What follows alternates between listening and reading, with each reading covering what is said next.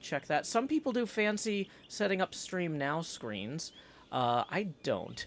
I feel like at a certain point, if you're gonna make stuff, sometimes you just go make it, and people can take whatever knowledge, joy, or derision that they want to take out of that.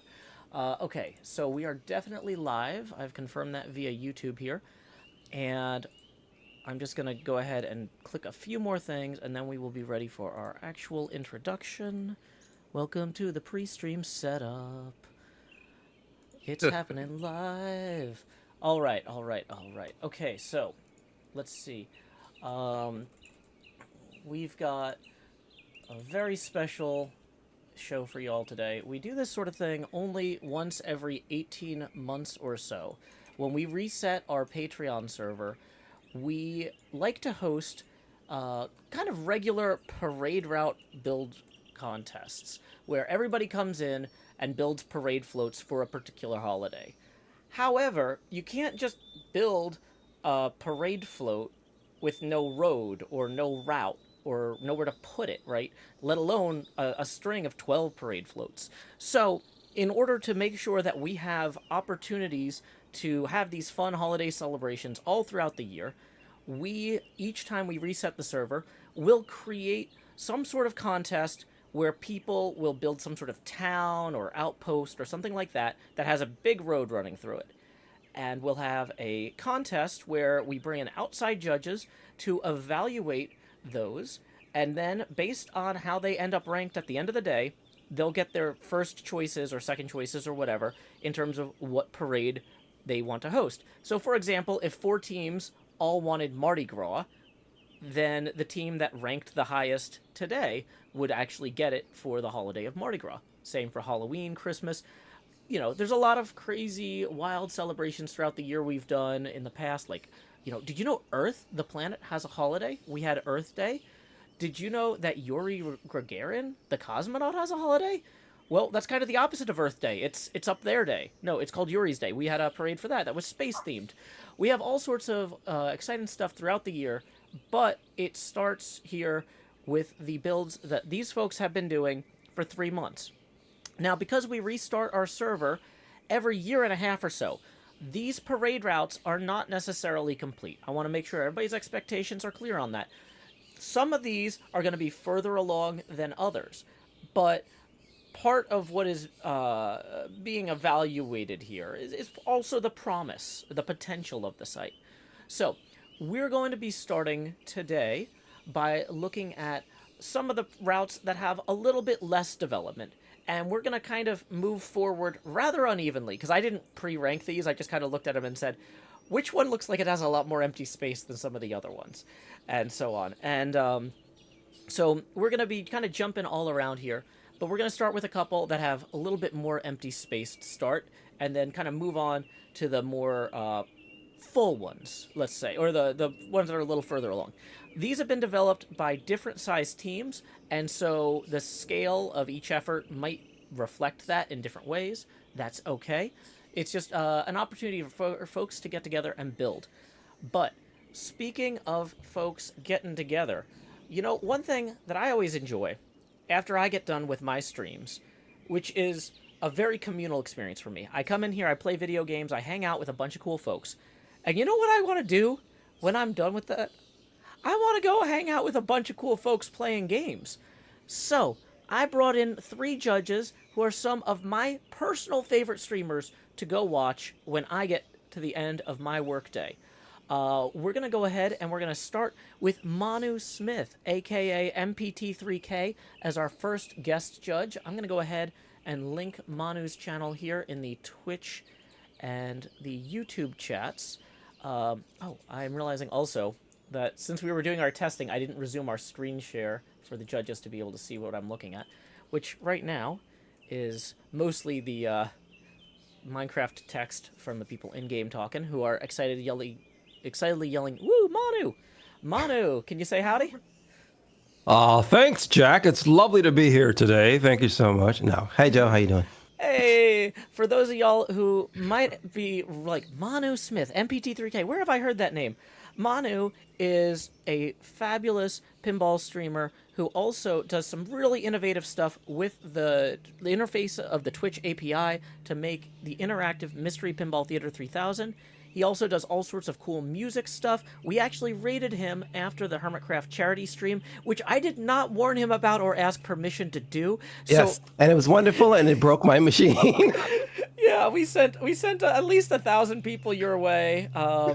It was awesome. But yeah. So thank y'all to everybody who donated at that big charity event at the beginning of the month. And if you're like, I know that name, MPT3K, that's probably where you know it from. Manu threw a fun kind of music after party without being warned. So apologies and thanks to Manu for that. Let's see. Our other two guests are a fabulous pair of streamers from the Pacific Northwest. Their Twitch channel is Homegrown B-Dub, but they go by Brent and Pepper Bowen. Howdy, Brent and Pepper. Hello. We are very Thanks for fortunate. having us. Oh, I am so glad that you guys could make it. Like you guys have. There's not a lot of two-person streams out there. It's more common in the pinball world than in a lot of other stuff. But like, in Minecraft, sometimes I have my sister over in the studio to play guitar, and that's like unheard of. Like, normally you don't just have two people in the same room bouncing off each other, and it creates such a great energy. So I really hope that folks will go check out Homegrown B-Dub. They're very fun, chill stream to watch at the end of the day. Because they're on the Pacific time, they stream a little bit later, which, depending on how you work or where you work, that can be really nice.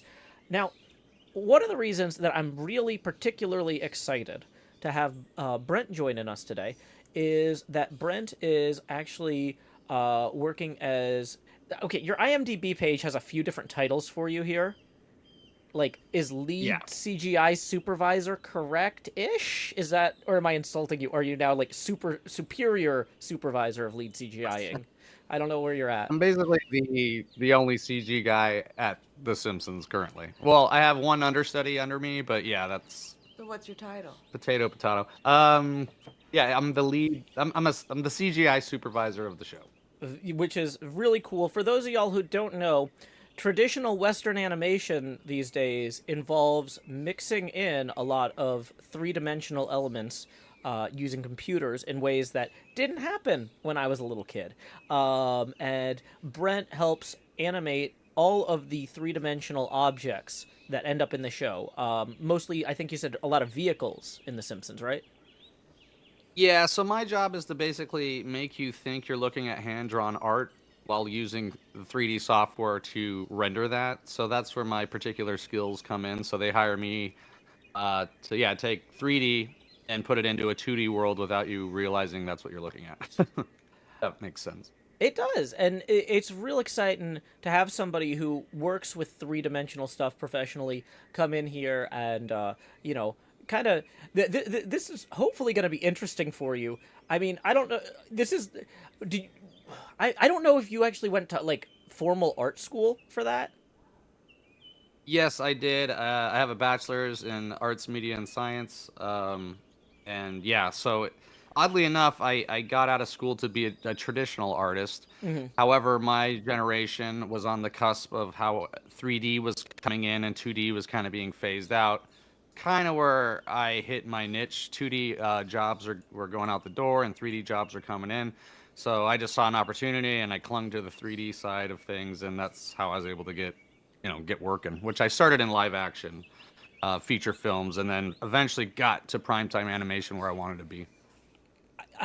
There's so many exciting things I want to talk to you about on this stuff, but I also know that we got to get started. One thing I will note, though, before we get started, is that as somebody who actually went to school for art, you have probably been a part of a lot of art school critiques where you put the stuff up on a wall and everybody shares notes. Oh yeah. But it's hard because art is subjective. Exactly. So. And I want to warn people not to be intimidated by Brent, because this is not that kind of show. This is not going to be us tearing into y'all like that.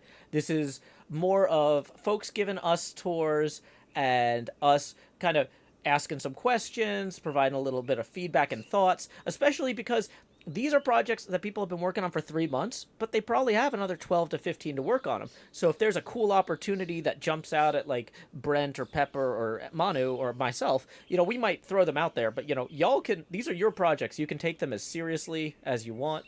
But yeah, I am super excited to have somebody who has actually worked with 3D stuff formally. Although I guess arguably I'm a professional 3D sculptor. I like to think of myself True. more as a True. professional goofball, and so I don't take myself seriously. So it's nice to have someone else here I can take seriously. Can we trade role? You can do whatever you want, man. Like, I mean, honestly, this is gonna be a really chill event. This is, Could, yeah, Manu. could Minecraft be considered like a form of machinima? Yes, it is. So. Yeah, Yeah. arguably, Manu. Okay, so I don't know if you can see my screen, Manu, but here. Yeah, I can see it. And I can walk Yeah. behind you too. Okay, howdy, Manu. Joe Hill's here. As you can see, I given myself a little puppet maw, like one of them Muppets. Legally, I cannot call myself a Muppet, and even using that word is questionable. I should probably stick with something else like Juppet. It's a combination. It's a portmanteau of my name and puppet, not a portmanteau of my name and Muppet, because that would be more legally derivative, and I can't deal with that kind of heat, right? Ah. So anyway, yeah. Where was I? Okay. Camera. I'm not used to, I've got a bunch of new camera buttons I've been playing with this week. But okay. So I think we're ready to go in, and we're going to start with some of the kind of more incomplete builds so far, just because I don't want anybody to have to follow something that's like, really far along just because they've been busy the last few months or whatever. That happens. This is nobody's job. This is where people come hang out and have fun, and we're just going to do a fun little tour. So in particular, our first visit is going to be to the route. So I'm going to teleport myself to the entrance of the route here. And, oh, yeah, I'm going to not teleport everybody else to me until after I'm on the ground. If you don't want to be teleported, I would recommend against being online. So, Woo, that was cool. yeah, thank you. So I've got to pay extra attention to my camera now. Do we have a representative from the route who can unmute and join us in chat? Yes, Magenta Avocado here. Am I coming through okay? You are coming through loud and clear. Magenta, can you go ahead and tell us what we are looking at here? We have just arrived at the entrance of the route.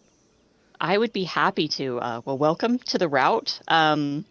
While it is a work in progress, the emptiness is a feature, not a bug, because this is a love letter to the great American road trip and trucking culture.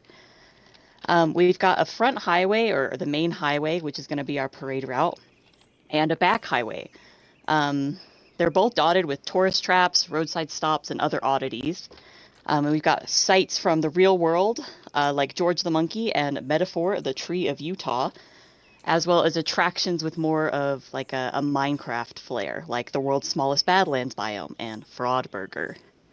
Okay. Yeah, I was gonna say I might. I want to take a second to kind of fly around some of these. So, is this the tree from Utah that you were talking about? Yeah, it's out on the Bonneville Salt Flats. It's made by a Swedish artist. One thing with all of these attractions is that we've got a little book and lectern, like an information plaque. I know we won't have time to read all of those. I do have one I'd like to read later, but yeah, while there's not a ton of stuff yet, it's kind of set up like your Bell Labs project, where it's meant to be a community. If you've got something weird you want to come build, anything can be a roadside attraction, so it's welcome here. All you need is a road. Okay. Yeah. I like the text you guys have on the "See the world's smallest Badlands," which presumably is right here. I gotta say, I'm already blown away. Like, you guys are putting me to shame. It's a lot of fun, and I don't know if this was mentioned in the introduction, but the theme for these builds was company towns, and when we kind of thought about that, a Gritmonger and myself, we thought about like how truckers are kind of like their own company town, because they, long distance truckers will live in their trucks and often do not own them. And then we also actually have two competing shops here. Okay. And if anybody on the server has been on for a bit, they'll know about Tater Gals and Beetroot Boys. Okay. So I see Tater Gals Gals here. Yep, Beetroot Boys is at the other end where we started. Mm-hmm. And I'd like to read a little bit of lore for them, because I know we can't read all the lore books, but Sure. I'm gonna go check out the Beetroot place a little bit more closely too while you do that, if you don't mind. Yeah. The story goes that long ago, Kindless and Shawnard founded Beetroot Boys together after creating a 2-player snowstone-powered beetroot growing machine. The company was successful, providing the server with a bounty of beautiful beets. After a while, tensions started to grow between the two founders, and Shawnard stole the Snowstone plans to open up a competing business down the road. Tater Gals was born. Business boomed, and poisonous potatoes, a byproduct of the potato farming process, became the prevailing local currency. Tater Gals moved on to other business ventures, opening several shops in the End Shopping Center that accepted their currency. And with Beetroot Boys' sales falling, the factory fell into disrepair. Rumor has it that Kindless plans to get even with his former business partner. But who knows? That's just a rumor. Fair enough. That's great. Yeah, that's fun. So yeah, all the attractions will have something similar to that, or something you'd hear on like a AM radio show while you're trucking along the road. Yeah, I see you That's got a really little clever. truck. Yeah, I back like here. the idea a lot. Like one of the attractions, our exit to the end is actually called Mel's Hole. It's from an Art Bell radio show, urban legend from a guy who said he had a hole that was 80,000 feet deep and the like. So, part of that tribute is to lonely trucking along those roads as you're in your company town traveling, listening to AM radio because it's one of the long distance radio stations. So you don't keep changing over FM stations. Is that a fact? I didn't know that. I didn't know that either. That's AM is considered kind of an over-the-horizon amplitude modulated radio because it can actually bounce off the ionosphere and come back to land. So you can go from state to state listening to the same AM radio station. Mm-hmm. Oh wow, that's awesome. Yeah, the effective range of FM is like pretty much closer to line of sight, like 40 to 50 miles, I think. So, not quite as good. You'd think I'd know that. I was a disc jockey for a stint. They probably didn't have you climb in the tower too often, though, Brent. Well, this is great, and I see you've got these little side attractions here off the road as well. So that's going to be the main parade route there, where we'll put our floats in the actual holiday contest. But then you've got this whole little... Yeah, that back road actually loops several hundred, probably almost 1,000 blocks around, and then connects to the other end of the main road. Mostly empty at the moment, but there's plenty of space for people to fill it in with whatever crazy nonsense they can come up with. And we're going to be encouraging folks to make their own postcards and player-head tchotchkes that people can collect from along the route, similar to how people do, when they hit roadside stops. Well, that's very cool. That's cool. Can I ask a maybe uneducated question here? But does Minecraft come with pre-built models, or are you guys y'all doing this all from scratch? Oh yeah, This is all from scratch. Wow. Okay. Sorry. No. I do 3D in real life, so I didn't want to do 3D. I want to get off work. Oh, I believe me, Just I to be get it. fair. Like, because there are some parts of Minecraft that have like logical circuits that are kind of like programming. And back when I was working as a programmer full time, I did not want to come home and do those parts of the game. I was just like, I'm gonna build stuff and I'm gonna crack jokes, but I am not gonna think about logic. Which is why my show is so illogical and poorly constructed. Because that was my life, 8 hours a day, and I wasn't going to let it claim the other 8. So. Right. Oh, this is fantastic. I'm just blown away. I'm blown away, y'all. This is really cool. Yeah. Wait till you see some of the other builds, guys. Yeah. What is this sign here? How did I miss this on the way? Well, there are some fans of the show here. Wait, what? How do I get over there? What? How do I get? I'm gonna teleport Manu over to me. Yeah, teleport me over there. What the? Oh, also, Manu, I'm gonna put you in spectator mode so that you can fly around and also not break anything. Thank you. Sorry, no, it's okay. I was kind of like taking the land route. I was just walking around like a tourist. Yeah, now you can use the jump button to float. Yes, thank you. My son showed me how to do that. I gotta take a screenshot of this. Hang on a second. Yeah, go for it. Thanks, guys. That's awesome. Yeah, that is awesome. Does anybody have any other questions for Gripmonger and Magenta Avocado, our two hosts here? Well, thank you very much. Oh, go on. I was to say, not that I can think of. I'm just sitting here taking it all in, enjoying it. This is great. Great job, guys. It's so clever. So Thank you. clever. This looks insanely difficult to do. I mean, my son showed me yesterday as a quick story. I said, "You got to help me with Minecraft." He says, "Okay." He came in and helped me, set me up and everything. And I put one. He showed me how to put one block down. Mm-hmm. Forget it, you guys. How the hell did you do this? One block at a time, Manu. That you just got to keep putting one block down. You know? Wow. He alone. Yeah, that's cool. But yeah, this is looking fantastic. Thank you so much again to Magenta Avocado and Gripmonger. We're gonna head on. Once again, we're focusing. We're gonna start out with some of the places that are a little bit emptier. So we are gonna head to Team Concave, which is arguably also empty by design. This is, I believe, Vin. Are you gonna take the lead on this? Jody here. Actually, six of us have plans to speak. I'm opening. Okay, I'm gonna have to adjust each of your volumes individually, but that's okay. Can I just ask real quick? What was the name of the last? The name of the last one was Team the Route. Team the Route. Thank you. Okay, so apparently Joju has a presentation here. And did the teleport happen already? No, I forgot because I got distracted. TP at a Joe Hills. Well, like I was saying. I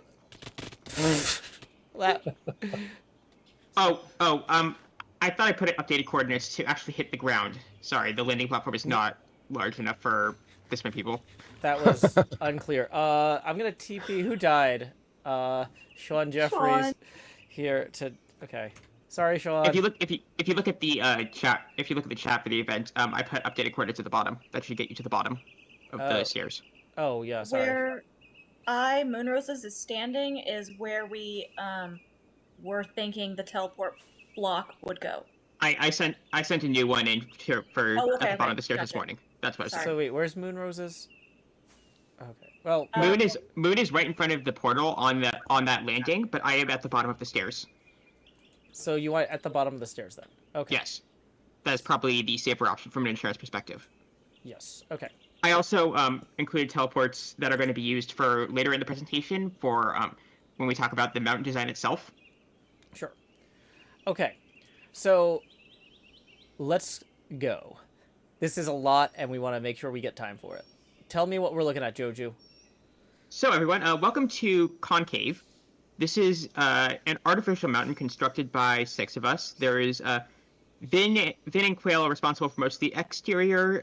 Quail, Moon, Void, and I all worked on the interior. All of us worked on everything, but that's just main credits. What you're looking here is a artificially constructed mountain that's been built since February. The idea here, we started with this single pitch of dwarf capitalism. With a company town, the idea was, okay, we know what a human company town looks like. What would it look like if it was invented by fantasy dwarfs? So that's what this mountain is, kind of. It's supposed to be run down. There's a class stratification if you look over on the far end. Let me turn up my brightness real quick. Sorry, this is a lot more low light than I was expecting. Cool. The lighting challenge is actually, that's a thing that I think someone else is going to talk about because we put a lot of thought into how to both make it underground and also visible for build competitions. Mm-hmm. You'll notice on the side route here, there are different degrees of buildings, but we'll get to those in a minute. First, I'm going to hand it over to Quail and Vin to talk about the outside of the building.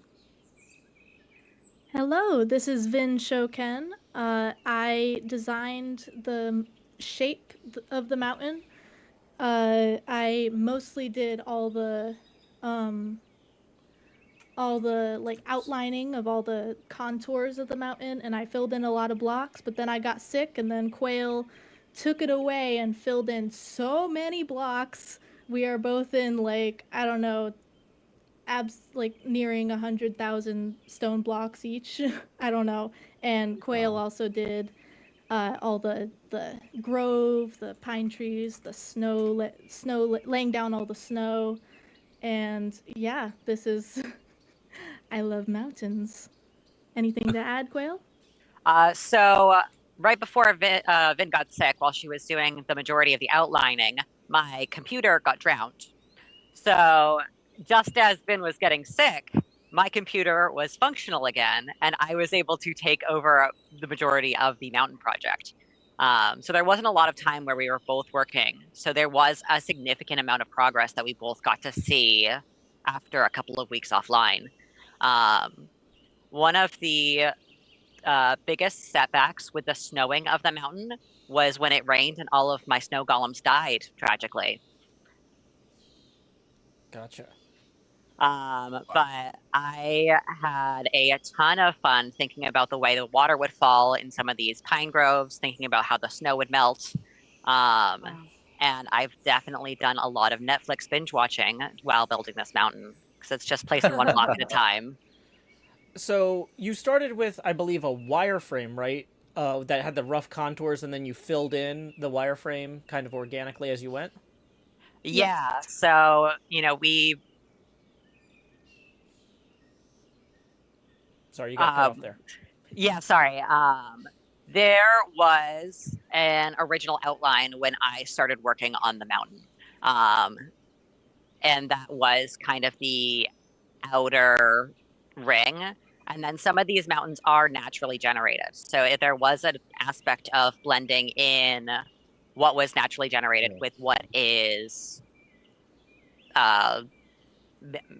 artificially what we built. Yeah, I took the natural terrain and I started just contouring up and just making I just made mountain shapes and started filling in blocks. And Quail took it from there. It's a lot of work. Yeah, yes. just one block at a time. Yep. And then suddenly you look back. And a real turning point for me was when I realized that it was getting harder and harder to get to the outside of the mountain. Mm-hmm. So basically, the entire hollow part here is the part you added. So there were some other ridges that were pre-existing, but the hollowness, that's all. This entire cave is enclosed because of hand-placed stone. Yeah. It's gorgeous. It's incredible. Insane. Being a 3D guy who moves vertices around all day and shapes, like, this is a lot of work. I'm really impressed. Yeah, this is... Who is Chef Nutmeg? Anybody know? Chef Nutmeg is a member of the community here, but is there a reason you're asking about them in particular? Yeah, because there was a sign that said there's a place here. Oh, yeah, that's a thing that one of our other members wants to talk about, actually, is the shopping area. One of the things that we have on the server, inspired by Hermitcraft Season 10, is a permit-based shopping system to establish sort of outlet shops on other people's bases. And Chef Nutmeg opened up a shop here. This is our shopping row. Moon is actually the manager of that one.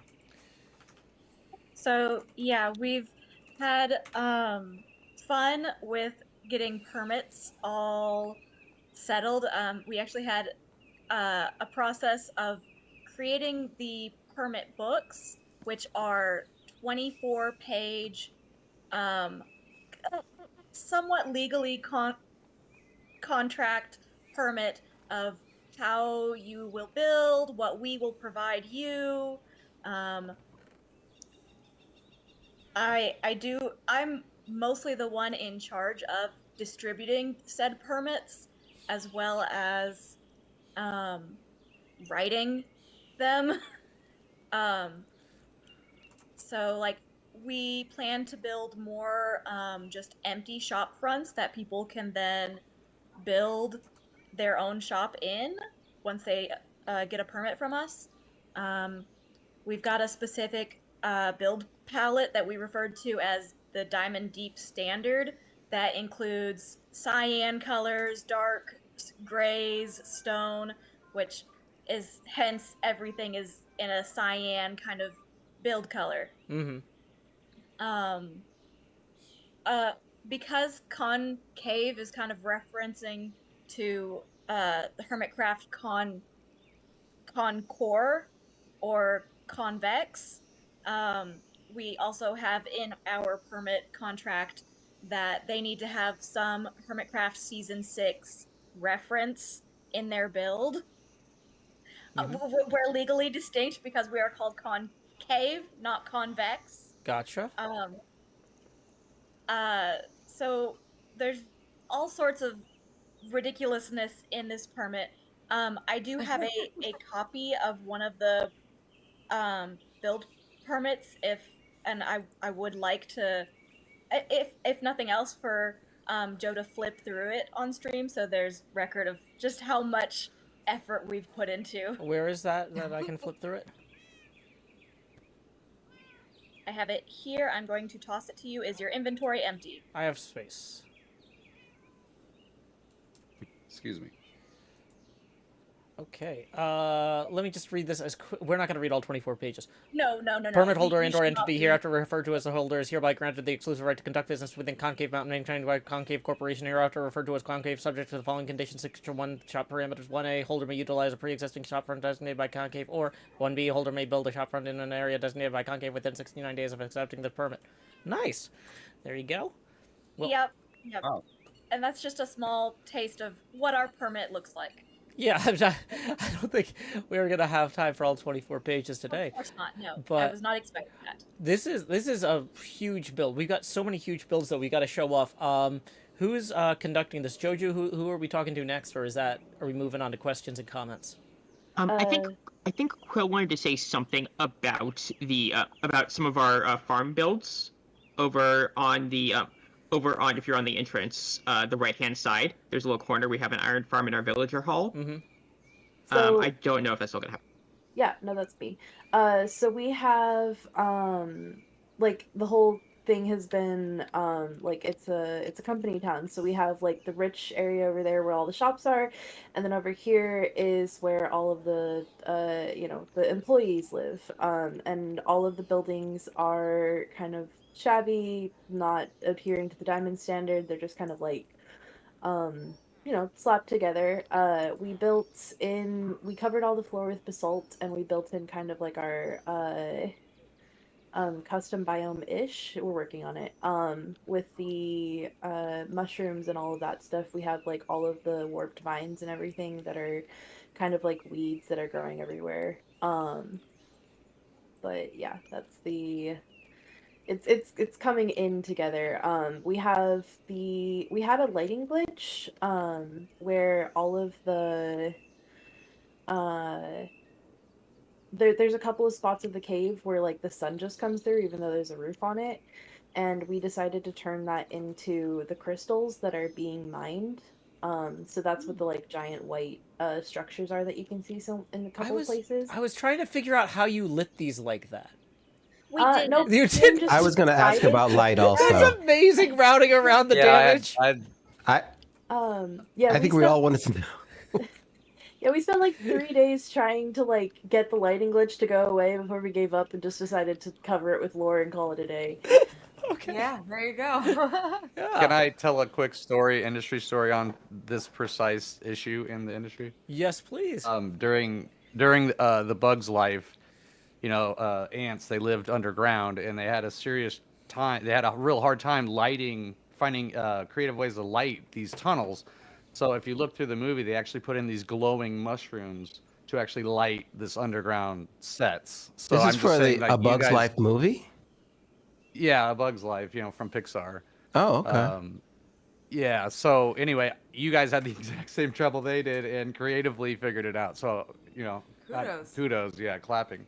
One small thing I want to mention is that Joe just reset the time, but as it gets dark, these crystals will dim because they're sky. Whoops. So it's very odd. Let me see. Oh, you're right. They do. Yeah, because they're getting moonlight at night. That's awesome. Oh, cool. That's very cool. Yeah, so canonically, Concave is here mining out these magic glowing crystals, and the iron farm is actually eventually going to be the processing facility where that happens. But we're working on a way to cover that isn't going to end up with iron golems all over our base. So no, this is Moon gorgeous. Runes. Yeah. Wow. I want to visit it in real life. So. Yeah. Put on my Hobbit costume. I'm going. We're selling tickets. Oh, there you go. Yeah. No, sorry. I I'm was sorry. gonna say, any final comments or questions, Yeah. Manu, Pepper, and Brent, and Manu's one step ahead of me. Please go ahead. Just a general question: is there a lead designer or a lead concept person on all these projects? I will say for Concave specifically, it's been a very collaborative process. I had the initial dwarf capitalism idea, and I wish I could take credit for more, but honestly, everything here is so great because everyone else is just so much better at specific aspects of this.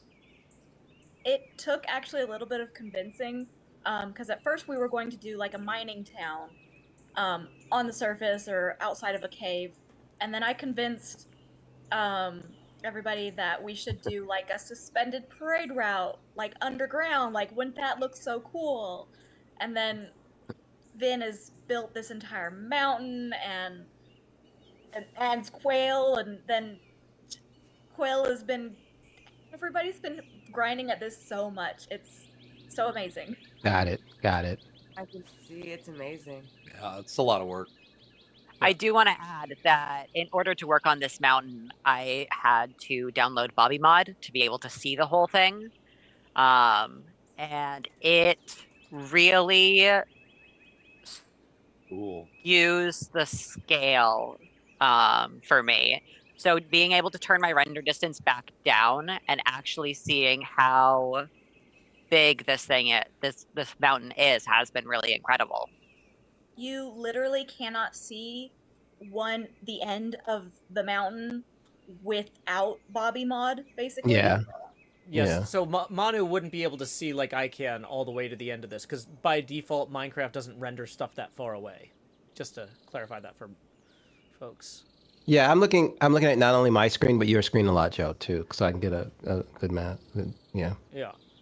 Well, y'all, thank you so much for sharing this with us. This is just absolutely gorgeous. In the interest of time, we got to get our judges back to their kids at some point.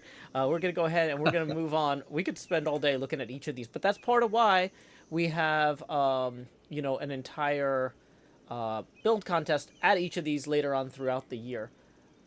Let's see. We are going Very to impressive, y'all. So I'm going to teleport myself here and Amazing. then make sure it's safe. TP at a Joe Hill says. So, speaking of empty spaces, up next we've got Kindleis's project here called Team Skyblock. Kindleis, what can you tell us about this?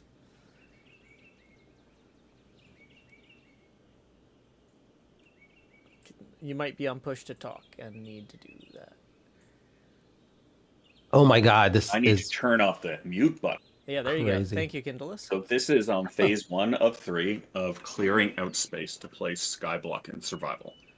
And for people who don't know, Skyblock is a Minecraft kind of variant minigame where you basically start on a little sky island and would be suspended over an infinite void. You can't actually make an infinite void in survival Minecraft. You can only go down as far as the bedrock here.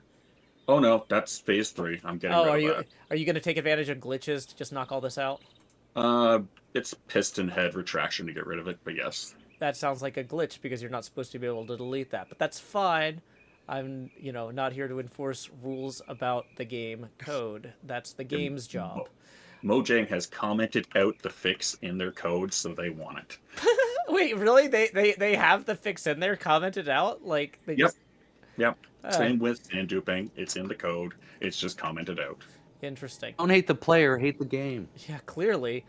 So yeah, what else? What can you tell us about how did you make this pit? The old company towns were basically mining towns that destroyed everything around them, and then just left people behind to live in poverty once whatever project the company had was done. So for this project, this is the mining phase where I'm mining out the area and collecting resources, and using this space to build farms. So I have a side project called All the Trees, which is basically a redstone farm for every single tree in the game, because we need a lot of them. and I have a clay converter and a pointed dripstone farm built by Manitoba Maker. Mhm. And I have a storage system for the entire road project, which is a side project a bunch of us have to build a road from world border to world border. Just out of curiosity, what is this crazy pink glitch thing here? Oh, that is waterlogged leaves with a spawner inside. Huh. Yeah, waterlogged leaves have that weird artifacting to them Yeah. that is very annoying at any kind of distance. Okay. That's fair. So I will just not look directly at that. Is this Ever Given model part of your project? Yes, it is my parade route because I found the problem with having a lot of farms and then parade routes is it compounds lag that I don't want to have. Okay. So I built the parade route off to the side on the other part of my road. Ah, interesting. So this was inspired by your Ever Given build when I found out that you made it fit the gap in the Strait of Gibraltar. Mm-hmm. This is a actual life-size model, 400 blocks long, and I think 58 or 59 blocks wide. Wow. So the actual parade would be held entirely on board this ship? Yeah. Okay. Because there's enough space, because just that's how big those ships are, and I think it helps people appreciate the scale when they actually see it up person and then, have to spend 5 minutes walking from one end to the other. Yeah, wow. I was curious why you didn't put any shipping containers on it, but yeah, now I see it. Yeah, those containers will go on after the parades to fill in the space. Gotcha. Very cool. This is neat for me because as a 3D person, I see, like you were talking about, the artifacting of the textures on those pink boxes and such. I'm thinking in a different terms of like when I've run into these issues for film and in animation, like how I need to fix them in the software, and then I see in the game that you guys have the same issues clipping planes and whatnot, and textural images. And anyway, I'm thinking like a 3D guy. Yeah. You get it on other waterlogged blocks, but the leaves are just really bad for it because leaves are transparent by default. Mm-hmm. So Right. the textures just they just interfere, and the game gets confused when it starts doing mini-map compressing. Interesting. Which seems an easy enough fix on their end, but that's interesting. Yeah. Well, it's what else would they break if they fixed it? Right. Yeah, Minecraft is like a house of cards in terms of its code. There's a lot of interesting beneficial bugs that they can't really address, or that they risk breaking in other weird ways. But yeah, so each of these devices here, for our non-Minecraft savvy judges and possible viewers out there in Twitch and YouTube land, each of these farms generates some sort of material that you can use in-game. And the reason for that is, even though I'm flying around in creative mode because I'm like the server admin, so I can like make infinite dirt if I want to. I can just be like, oh, look, there's a grass block. Haha, I have magicked it from the air. Other people, if they want grass blocks, will either have to go down there and pick up that one I dropped, or go out here and like grab them. And I have a farm for that. I don't need to. I just turn it on and walk away. Yeah, that's the thing, is there are certain things that you can build in Minecraft that will let you create blocks or turn one type of block into another. And this is the sort of thing where players get very inventive with learning the ins and outs of the game's mechanics. So, like, this water and lava thing, that's presumably to make some sort of basalt. That makes stone, which then okay. gets turned into moss blocks, and then gets stored so I can get 81,000 moss blocks per hour. Yeah. So basically, Minecraft, you can do all sorts of wild stuff if you're motivated. And by keeping the server in survival mode, that keeps people motivated to kind of push the limits of what the game can do. Over here, what is this? It is a dirt to clay farm. Dirt to clay farm. So right now it's currently all converted to clay, it looks like. But all sorts of... It has a mud module and a concrete converter built into it. Very cool. Well, any questions or comments for Kindleist before we move on? Well done again. You guys are blowing my my brains out here. I love that you thought of all these farms. It's so cool. Yeah, that's really cool. I didn't think of all of them. Some of these farms are ones from various technical Minecraft discords that I've just made look pretty. And other ones are broken farms that I figured out how to fix and then just built. So there's a mix of my creativity and other people's like crazy ideas. Yeah, because you did have to actually go in and place the blocks to build these, but these were, in some cases, as you said, other people came up with the initial design. And yeah, like the thing you're looking at right now is a cart-based multi-item sorter. So it uses minecarts to sort items very, very quickly in parallel, and then a bottlenecks based on the category. So I can sort like 74 categories at up to 9,000 blocks per hour. Wow. That's kind of ludicrous. It is, Gonna absolutely. handle the inventories and stuff of 10 or so people on the server, so it needs to be fast and intuitive and, you know, usable, user-friendly. Very fair. Okay, well, thank you. I have. Go on. I have way too many questions. I keep forgetting questions. But one of them is like, when you're, I have a notepad. Trust me, I'm trying to. When you're working on this, or I know when Joe works on his stuff, he's streaming. But what are you guys doing when you're working? You're fully focused and like heads down and like this is the thing, or do you have like jazz playing in the background or something, or what's going on? I hang out with my friends in our own personal Discord and stream the nonsense I'm working on in creative, and they come up and laugh at me when I go to build it and forget things like piston update order and a machine tears itself apart and flies across the pit. So, wow. I want to say, you know, top marks for not just saying, I know I love building while I watch Mystery Pinball Theater 3000 every Friday night. When I watch Mystery Pinball Theater 2000, because it distracts me too much because it's funny. Here's the thing. I'm looking at this, Joe. I gotta say, I wasn't ready to be so freaking impressed. I am so happy you asked me on this, and I know a lot of people. I know a lot of people who are probably like Il Robinson. He's a machinima like pioneer back in the day, and we used to do Quake mods and stuff and stuff like that. And this is just talking to that 20-something-year-old dude that is amazed at how much work you guys are doing. Yeah, it's incredible. Holy smokes! Y'all need to be getting lost. paid by Minecraft for this. I'm muted, so you guys don't hear me constantly going, wow, wow. I know. That's what I'm doing constantly. This is incredibly impressive. You don't have to mute unless you're going to swear, but I should mention, please don't swear. I forgot to say that earlier. Nah, you know what? Yeah, please don't pull a dog in chat. Joe heard one coming from me, and I pulled it back. Yeah. Okay. I was like, oh no, did I say something? No. You guys are good so far, but I was like, oh, I didn't warn them. Yeah.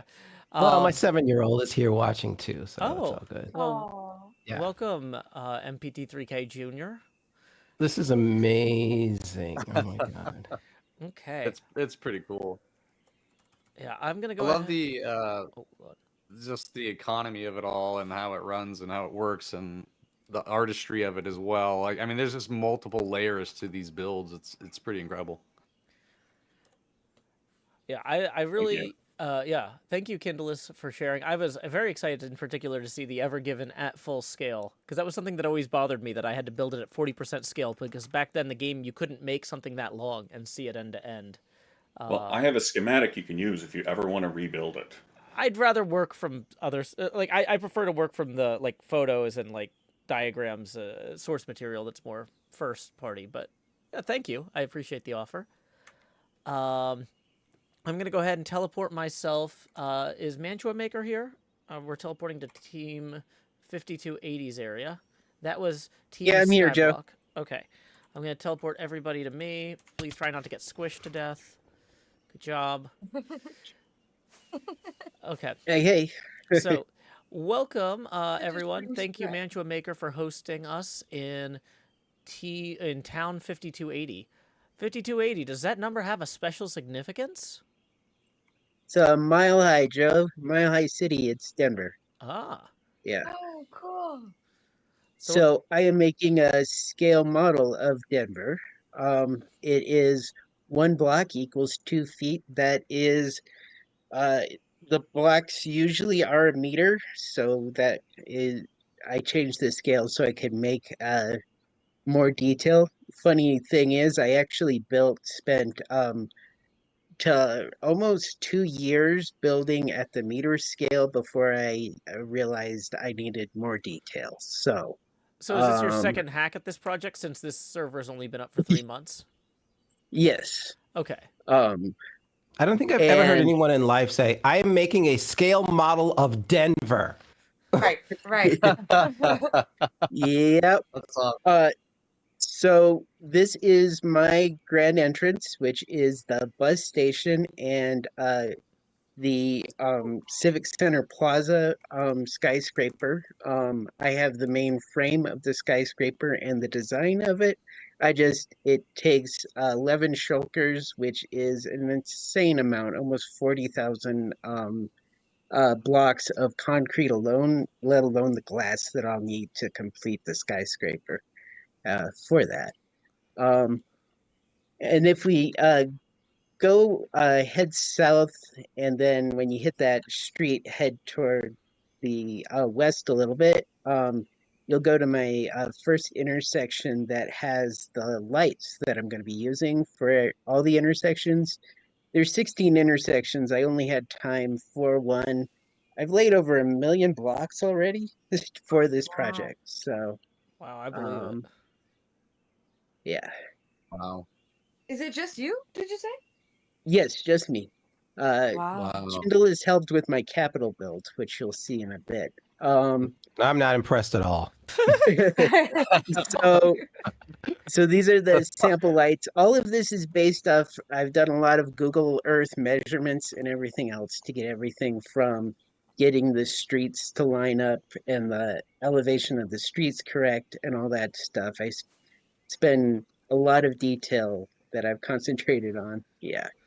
And then this park here is actually funny enough, the smaller of the parks, but all of it is considered Civic Center in Denver, where most of our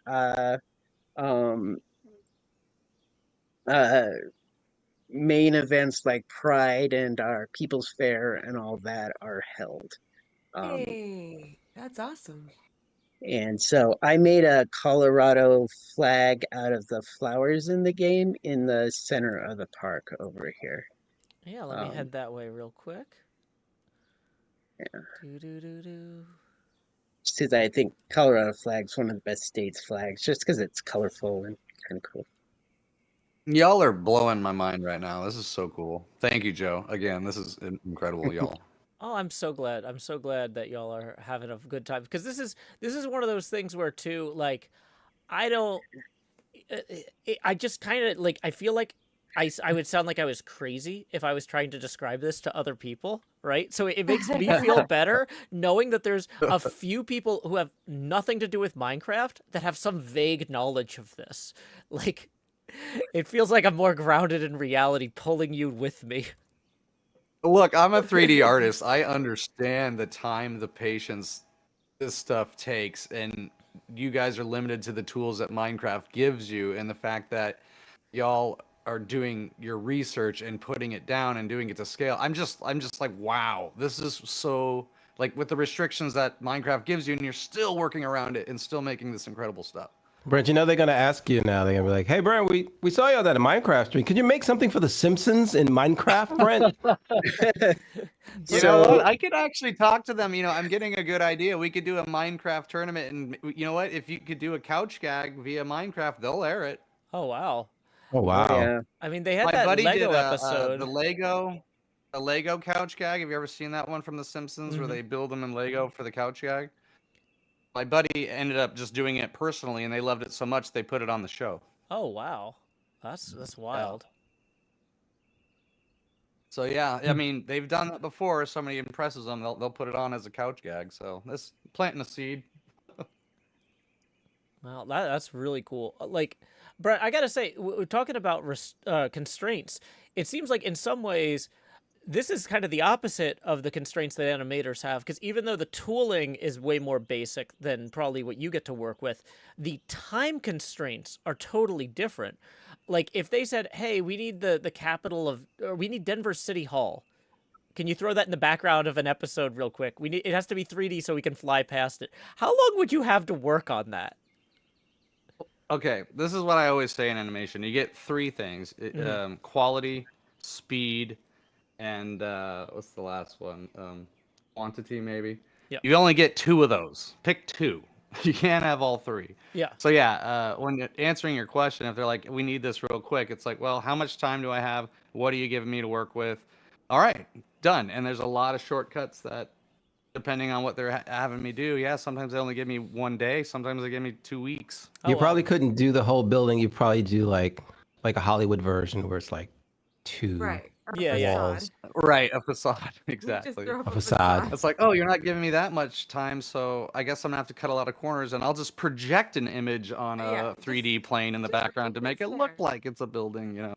These are not facades, though.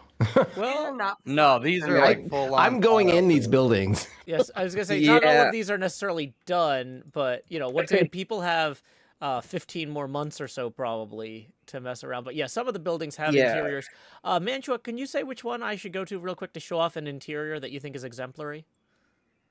So I actually have not had time for a lot of the interiors because I've spent a lot of time on the exteriors lately. That's fair. So if I go to the bus depot, interior, the bus stop is the interior that is complete at this time. Is this what the actual Denver bus depot looks like with this cool like paints and stuff?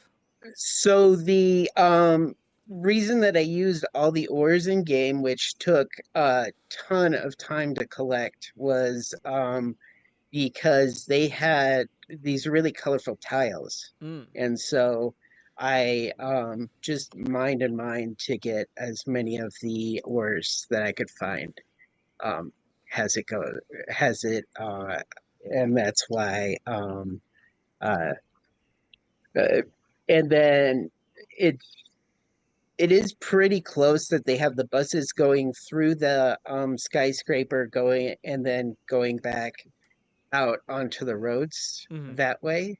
And so it was really hard to figure out the exact path through the building with the shots of the interior and the exterior, and I couldn't find any things, and I've just not been physically up to doing any field trips out over there to check it out, even though it's only like 20 miles from my house, but it's still quite a trip.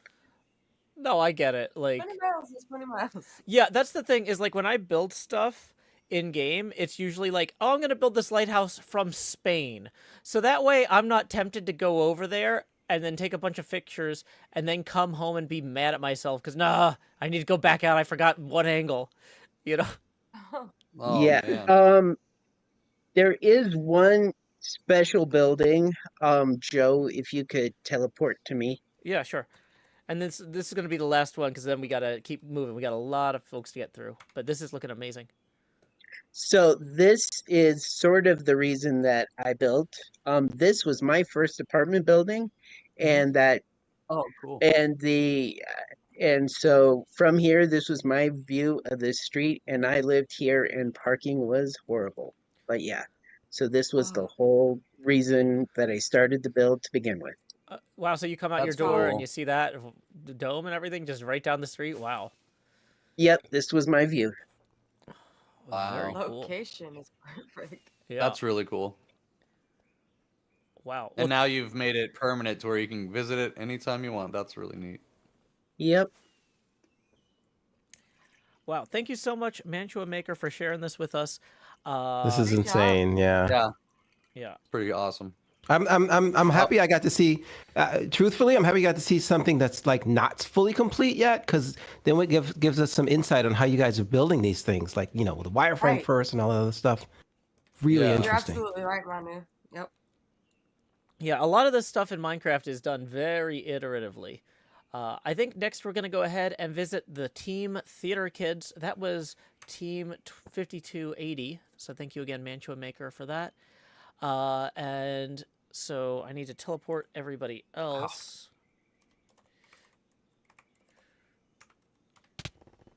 Okay. And so we are at the Team Theater Kids town. I believe that this was supposed to be inspired by Broadway, but somebody else could do a better job of explaining that. Who's your representative? That would be me, Dottie Matrix. Hi, Joe. How you doing? Hi, Dottie. I am doing well. Go ahead and tell us what we can expect to see here. All right. So welcome to the west end of the server. We have the Western World border here. If you're going to go hard for a pun, go real hard. So to clarify for people who don't know Minecraft, basically there's a world size limit, and you can kind of set that based on how good your server is.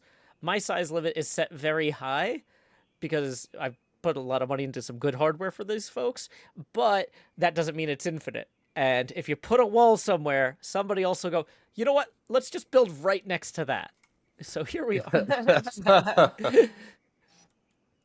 I had an opportunity for a wonderful pun. We're on the west end. It is the Broadway. west end of the server. You did nail that. So, I yeah. love the charisma. Oh, what are we looking at here? So this is the Theater Kids Company town, built in celebration of the power of the arts to tell a story. The town industry here is theater. The area is modeled after the theater district of Manhattan and features builds based on real buildings in that area. I am doing all the design work myself, but they are based on real buildings. This is intended to be a much, much longer term project than the duration of this competition. As you can see, I've got maybe 20% of this done already. At this time, I've got 2 city blocks designed, and the facades of 8 different Broadway theaters I intend to feature. The facades are arranged in chronological order of opening from the west side to the east and cover approximately 100 years of architecture. Okay, I already have a question. Yes. Go for it. I knew it. Okay, I used to live in New York. I used to work in Broadway. I used to work at the TKTS office. Do you have the TKTS booth anywhere? I will. The far end, the east end of this is going to be Times Square with the tickets booth and the red stairs. I just haven't got there yet. Oh, wow. Heck yes. And the correct pronunciation is actually it. TKTS. Thank you. Just so you know. I've never actually heard anyone call it that, so thank you, TKTS. See, this is why we bring in the subject matter experts. That's what you can expect here. What's funny was when I jumped in, I was like, wait, why does this feel familiar? Because I spent most of my 20s working at the Theater Development Fund, which is the company that provides low cost tickets for people who can't afford an $80, $90 ticket. We had a mailing list and we used to sell tickets, and I worked in the IT department. Go figure. Wow. Manu, So as soon as this came up, I was like, oh my gosh, this is right up your alley. Yeah. This is terrific. Keep going. I'm so glad this feels familiar to a native. I'm a New Yorker as well, but not in the city. So if a native feels good here, I'm nailing it. That's great. Nice. Okay, so each of the company towns is supposed to have a grand entrance, and what better gateway to adventure than the New York City subway system? There is a subway platform below us here. We actually spawned on them in road level, but there is a full subway system below. My base is also down there as well at the moment in a janitor's closet because, like you do. I'm flying there now. Where's the access to the subway? Oh, a little... There's stair access and elevator access on the west end here. I'm going to take the stairs. I don't want to get stuck in an elevator in the middle of this. That'd be embarrassing. Do they have elevator music by chance? Or is it... La, da, da, da, da, da, da. This oh my god. Wow, holy This is smokes. this is the subway I used to, oh my god. Is this your stop, What? Mono? Nobody cares. Yeah, it's a Times Square stop. Wow. You recognized it? Yes! Oh, that's so good. Okay, I'm embarrassed to say I've never been to New York. I'm a West Coast kid. I love New York. I would live there in a heartbeat. Clearly, we need a field trip. There's got to be a good pinball arcade or an event out there at some point. Yeah. Probably several. Absolutely. Yeah, it's okay. It's okay. There's no free gold watch. I know. It's no free gold watch, but it's okay.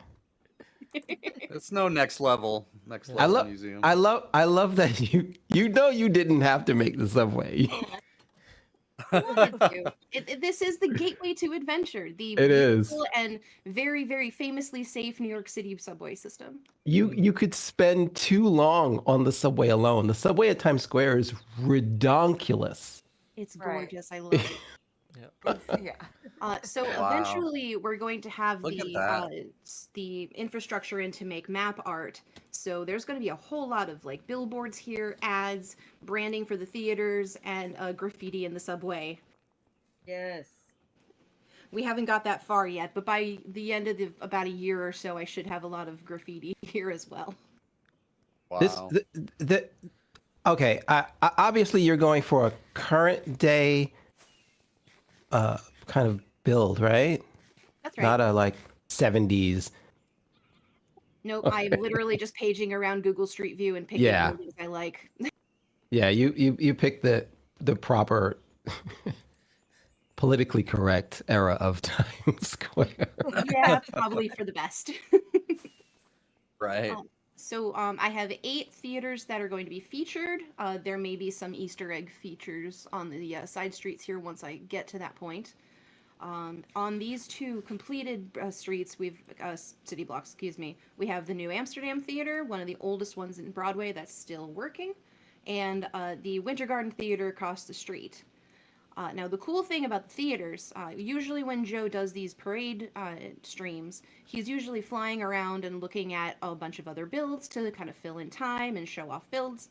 I'm way in the end of nowhere, so there's not really a lot to look at. So what I'm going to do instead, each of these theaters is going to have full interiors that put you in the sets of featured shows.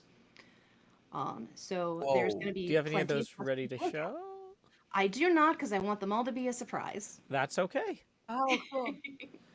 The Wow, New that's a Amsterdam really- Theater, I'm planning to have the Ziegfeld Follies in here as a sort of tribute to early Broadway. The Follies were a kind of a missing link between vaudeville and the modern Broadway show. And then the Winter Garden Theater over here was the original home of Beetlejuice, but I've decided to put cats in here because I think that's going to be funnier. Oh no. I still haven't seen Cats. I heard the movie's good though. Don't. We don't talk about the movie. Yeah. Yeah, I was gonna That is say a what? Beautiful ensemble character piece about identity and acceptance, and we are not going to talk about the feature film. No. Fair enough. You know, I have the opinions. so I'm glad you included the New Amsterdam. I mean, there's no way you couldn't include the New Amsterdam, but just fun fact, back in 1993, you know, Walt Disney purchased it and then moved it. It literally picked the build. They moved the entire. I watched from my office. I couldn't see it move, you know, because it moves so slow. But over the span of, I don't know, a month or so, they took that building and moved it 170 feet down to mostly to avoid redevelopment and stuff like that. But Disney moved the building. I knew Disney purchased it. I had no idea they moved Yeah. it. It's incredible. They had to move They it. spared no expense. Clearly. That's a good one. That's a good one. Amazing. So I wanted to have a little bit more built of the rest of the route for today. So the facades I'm going to feature are in place now. We've got the Al Hirschfeld Theater, where I'm going to put Into the Woods. We've got the Walter Kerr Theater here, where I'm going to put Hadestown. A little bit further down, we've got the Richard Rogers Theater, where I'm going to put Hamilton. The Majestic, which of course is going to have Phantom of the Opera. And on the far end, we've got the Gershwin Theater, the current largest theater on Broadway, which I'm going to have Wicked. And oh my gosh, what was the last one I did? The new Lyric Theater, which I'm going to have Spider-Man Turn Off the Dark, because that show is a beautiful, beautiful mess. Awesome. Well, thank you so much.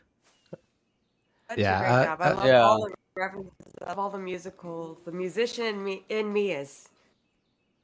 Sorry, I don't know if so y'all happy. can hear this guy revving his engine on the mic. If so, I will mute. No, you're good. You're good.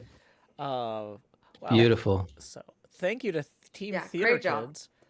Look at, oh my God. Yeah, Wait. I'm just looking at something. Okay, all right. We got to keep going. I'm sorry, Mono. See, It's now like, I want to do like the Hollywood. Go for it, Brent. Where's the Hollywood Walk of Fame, man? I think that's on the other coast. Yeah, that's the wrong coast. I know that. I told you I'm a West Coaster. Come on. Okay. We are now at the base of Team Noir. So, Team Noir, go ahead and tell us what we're looking at here. Do you have a representative in voice chat? Yes, hello, this is Superstone here. Howdy, Superstone. Go ahead and tell us what we're seeing. Oh, I see we got another world border. First of all, we're not actually quite ready for a command block yet. I guess we can have a temporary one, but we'll probably ask to have that moved out. Yeah. I'm gonna do a whole thing where we fix the command blocks after this. This is just because I promised they'd go in today. Yeah. So this is a black and white town inspired by 1930s New York.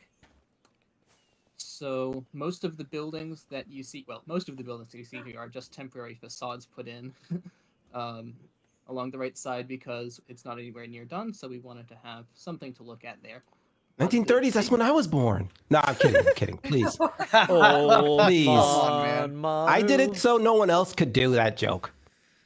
The big buildings are at more or less 1-to-1 scale, and most of them are based on real buildings in New York. The one really dark one here with the porches I designed myself, but the other ones are based on real buildings.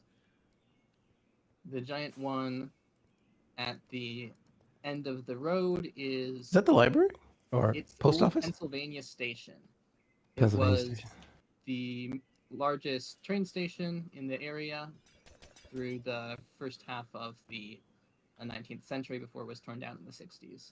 Did they actually call it Pennsylvania Station? I've only ever heard it referred to as Penn Station. Well, that's short for Pennsylvania. It was officially called. But yeah, it's usually called Penn Station. And I think Sent wants us to specifically point out the Spider-Man Noir with the Rubik's Cube on that, third building on the left side? Yeah, 1 second. Let me head back out there. Oh, is NJ back in here? Also, it's NJ's birthday. NJ Coffee Junkie, who is a frequent attendee of Mystery. No, it was her birthday today. A whole time. I think she said when you talked to her on Friday, she's like, yeah, it's my birthday weekend, so I'm going out for dinner. But like her actual birthday was today. Why does she keep having birthdays? Well, happy birthday. No, I have a birthday week. I get it. Yeah. The whole week's my birthday. Real quick. Birthday. Every year this thing happens. Feliz cumpleaños a ti, feliz cumpleaños a ti, feliz cumpleaños a la adicta de Nuevo Jersey, feliz cumpleaños a ti y muchas más. And Applause. So there's the Noir Spider-Man there. That is how did you guys do that Rubik's Cube? Is that a Minecraft player head? Yep. With multiple layers? Yep. Ah. Yep. Sent did that. That's really cool. That's tipping the hat to the game. Yeah. I would also like to call everyone's attention to this little thing that I'm standing on. So this is the future plan model. The white thing that I'm on over here is the model of Penn State. Oh, sorry. Wait, what is this? This is a model showing what our future plans are. Over on the right side of the parade route coming out of the train station. I'm worried I'm not in the right place. Where are you? This thing? Is this thing your model? Yes. Okay. So the big parade in the route in the center with the tallest buildings, and then when you come on the side, you get skyline effect because they're kind of alternating heights. And then we're also going to try to do the forced perspective that you saw some of at the theater district with having tiny but closer Statue of Liberty and other borough skylines off in the distance. Oh. So then the idea is that it creates one kind of collective set piece of the bottom of Manhattan. I think Sent also wanted us to highlight the concept of blacking out the sky and the ocean, which I'll be honest is something that goes over my head. You could ask Sent about how that's going to happen next time they're on. Fair enough. But yeah, we have plans to basically cover everything with gray glass. Oh, like the entire sky? The entire sky and the entire ocean, yeah. Oh, because you can't have a blue ocean in your monochrome. Yep. Okay. Speaking of which, could I request that we just for a minute or so have the weather set to thunderstorm to give us that noir detective feel? Incoming rain. Incoming rain. Let me get back over here a little bit more. We need to get black and white rain though.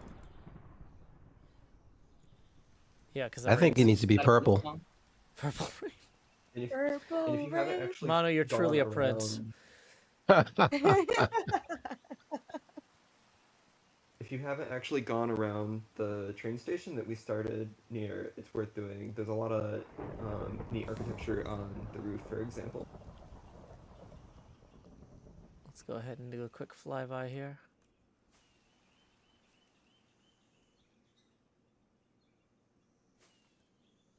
Very cool. I love your use of. I mean, it's. Is it inherent in Minecraft that things give off light? Like. No, they would have to place light blocks or torches. Okay. Got it. But yeah, you got part of designing things in Minecraft is figuring out where your lights are gonna go so it looks right.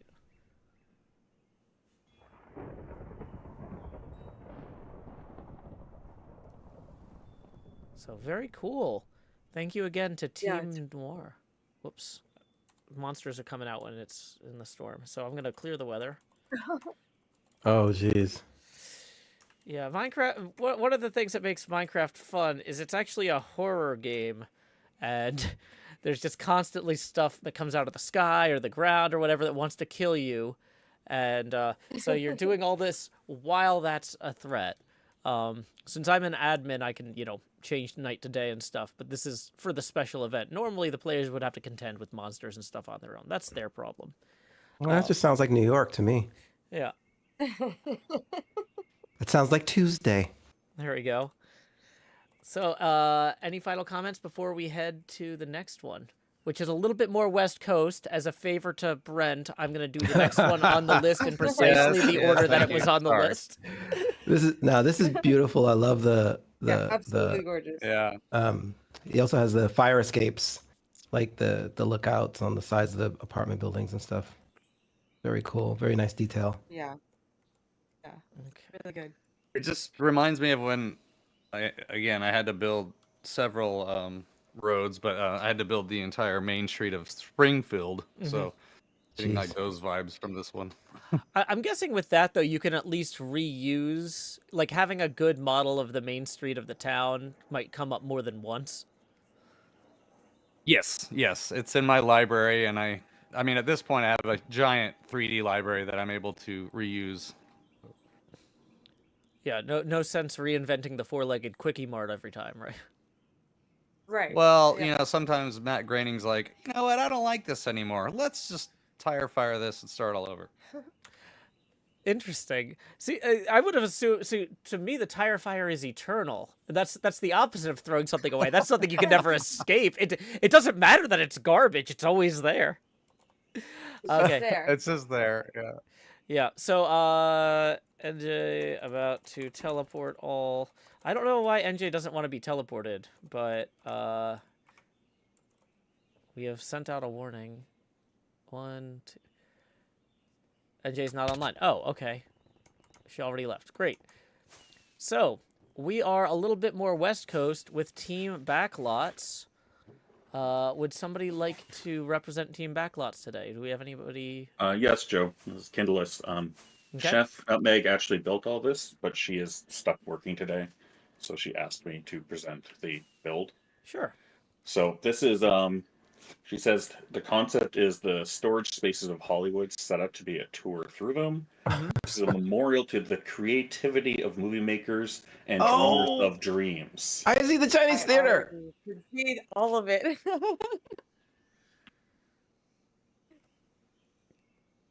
So the builds that Chef has done, she has Grumman's Theater, which Manu has instantly recognized. There's Is something this called... supposed to be the WB water tower?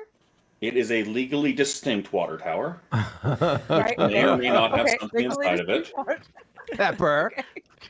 Wait, are there Animaniacs in here? Legally distinct Animaniacs. Okay. All right. Really? Okay. Yeah, I'm curious. How do we get inside? Oh, There's a ladder at the bottom.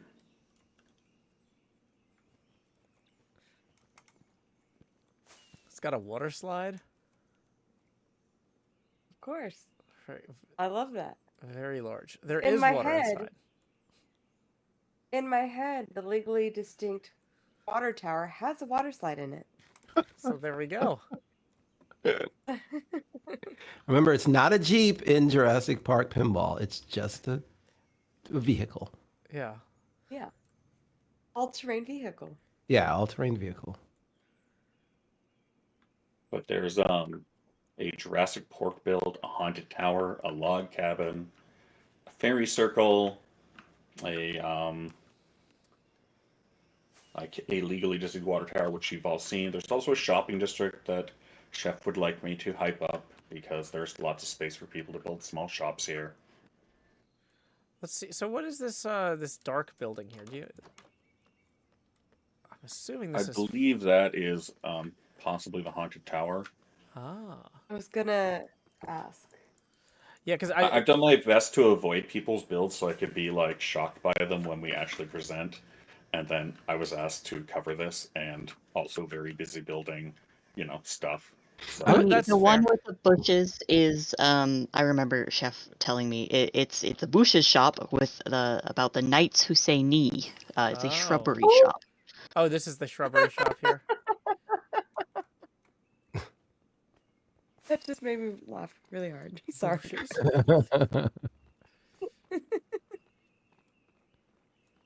Very cool. Okay, I see we've got a nice little potted plant here, very friendly looking. I believe that was built by Mailman Dave. Ah, from everyone's favorite Roger Corman film, of course. Very cool. Well, I think since Chef Nutmeg isn't here to answer questions, and it's kind of unfair for us to keep putting Kindles on the spot going, what's this thing you don't know about? What's this thing you don't know about? I think we're going to move on. But thank you, Kindleless, and thank you to Chef Nutmeg, who will probably be watching this later. It's a very promising start. Thank you. That was great. There's the Chef Nutmeg I was referring to. Yeah. Are these towns connected? I think you mentioned, are they connected by a main road or something? Not exactly. So... basically, they're back at World Spawn, which is, if I go ahead and send myself here, 0, 100, 0. Basically, I built, when we launched this season, I wanted the players to have opportunities to create their own spaces and not be on top of each other. Because everybody, when they spawns in, like, right there. But we've got maybe 100-something people who pay on Discord to have access to the server, right? So you don't want all 100 of them building on top of each other. So I built a set of teleport pads that would send you a random number of blocks out, like close-ish, medium-ish, far-ish, along different vectors, like, due east or due west or northeast, northwest, that sort of thing. And then they didn't work, so I had one of my paid staff members, Yurgi, fix it. So thank you, Yurgi, for that if you're watching. But basically, people would just press one of these buttons and get randomly teleported somewhere out in the far distance, and then wander around until they found a place to claim for their company town. And the reason I've been placing these little command blocks when we get to each area is that at the end of this contest, I said, hey, for the first 3 months, you guys are going to be out there remotely having to, like, travel through hell, literally in Minecraft. Hell is the fast travel system, but it's not very pleasant.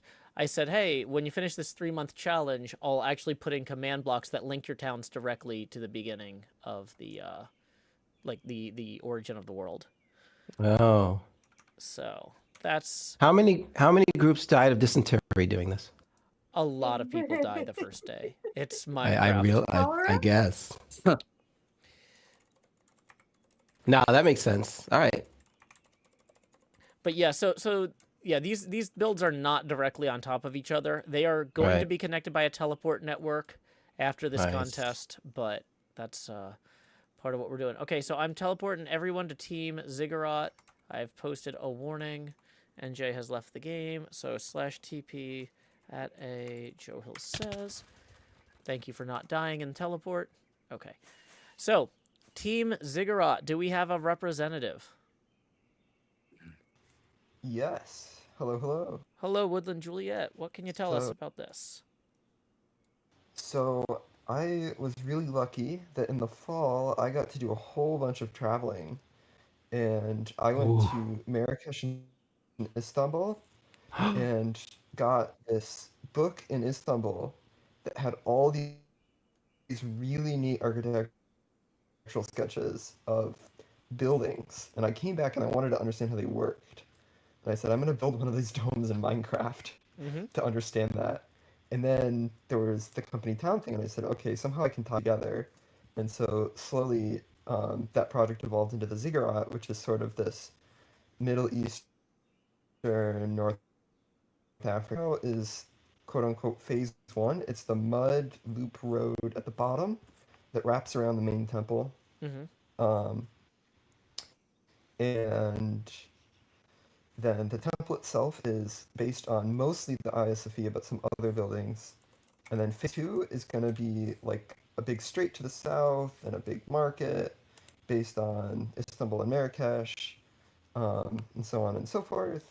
And then at the north side, there's a giant statue based off of the Lishan giant Buddha.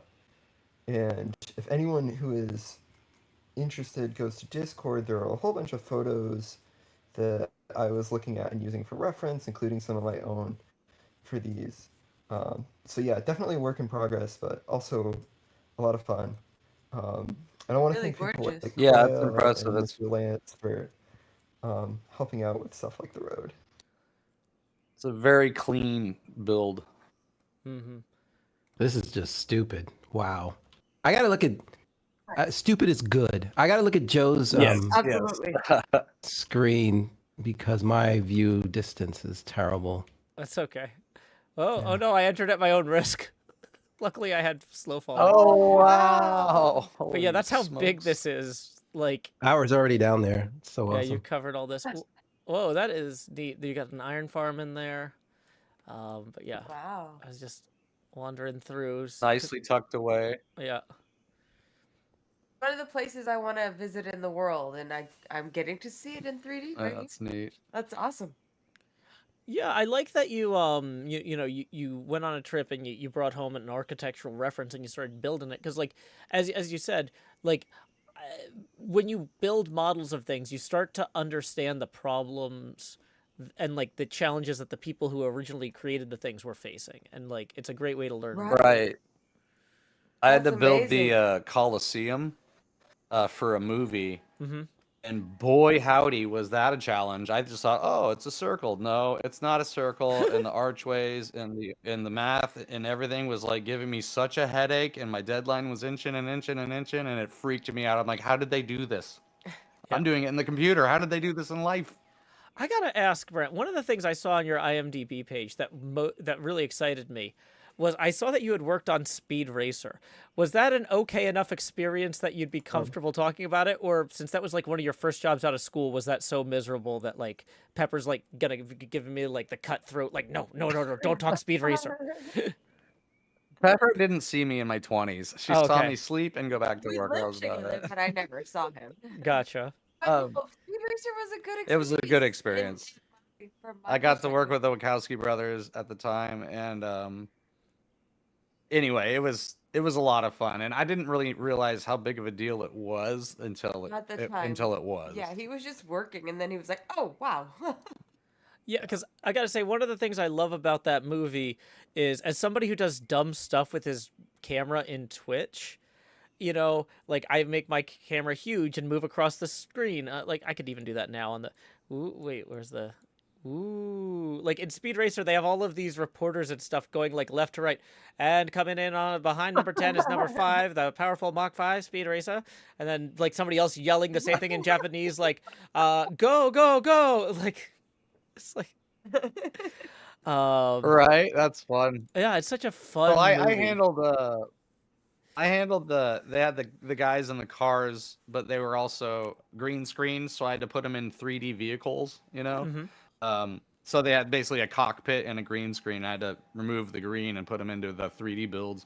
Mhm. And then I did a lot of the monkey scenes with the ninja and the speed lines and things of that nature and such. Oh yeah, that's really it was cool. a lot of fun. Had a great animated feel to it. So. Right. Yeah. It was cool to work on a live action with that Movie based manga on field. Yeah. cartoon. Yeah. Yeah. Ziggurat giant Joe Hill. I would like to, partially because there's a whole bunch of people standing here, highlight the bird on the southwest tower. Okay, let me teleport me to you. What's your in-game name? Is it Woodland Wizard? Or... Yep. Whoa, okay, I fell off the tower. I'm good at video games I play professionally. Okay. Oh, that is a cute little bird. Is that like a skeleton head with... How did you make That's my player head. Oh, interesting. Oh, you're right. It is your player head. You just added little wings and stuff and feathers. It's cute. It's from a profile picture cute. on Discord. Ah, very nice. And I did see the Joe Hills as Buddha over there. I'm not sure what religious scholars are going to think about that in the future. But, you know, I'll leave that to the history books and academic arguments. I mean, this whole build is a religious parody in a way. I mean, it's a yeah. No, that's fair. You know. This is absolutely beautiful, and I just marvel at the amount of time. I mean, it's sometimes when you know, if you look at one small thing, I could figure that out. But then if someone says, imagine the concept of space, your brain just checks out. Mm-hmm. My brain is checking out on this because it's Well, like, I know there was a lot of work in here. It does help that my professional background is in landscape architecture, so it's not like I'm Right. coming into the design and planning of it blind. Okay. But yeah, it was time. You're saying you Well, would have it's done a it maybe in passion. half the time or a quarter of the time that I would have, because you have the tools and the knowledge set. Of Well, doing I mean, Mono, you got to keep in mind if you spent 4 years in landscape architectural school and then did Right. this twice as fast, there's a argument either way on the time savings. Right. Yeah. Like my first jobs was in Texas, where there wasn't a lot of film, and it was all landscape architectural work for like new builds of homes to show off in 3D and such. Oh, that's so cool. I understand. Yeah. I actually had to build the Universal Simpsons land for Hollywood. They were doing that on my day-to-day 8-hour check. It was like, can you build the Universal lot to scale architecturally? And I was like, yes. And then I was getting to the point where I was so overworked. And I was like, look, you guys aren't paying me for architectural work. You're paying me for cartoons. This is a whole different job. you know? Yeah. Oh, wow. Was there anything else that anybody would like to ask about or comment on? We've still got 3 more places to go, and then we need to take a break for our judges to be able to get drinks, use the restroom, and then we have to judge. If you guys need a break earlier before we visit the last 3, we can move the break up. How far away is this build from, say, being, done, quote unquote? Because it looks done. There's like places where the sidewalk's not filled in, the garden layer needs to wrap the whole way around with the river. And there's a couple like statues and lighting things and really little stuff that needs to go in. Right. Yeah, it looks pretty solid. It's clean, very clean. Super clean. 2 weeks ago I was like, oh, I'll have it done by today, and then I'm graduating next week, so it was like, oh, okay. A lot of other things are also happening. Yeah, exams, Yeah, moving no out of the kidding. dorm, getting your cap and gown photo. Yeah. Take care of that stuff too. Sounds like you got a No big problem with deal. priorities, I'm son. graduating. Yeah, congratulations. Yeah. All right. So impressed, y'all. This is really cool.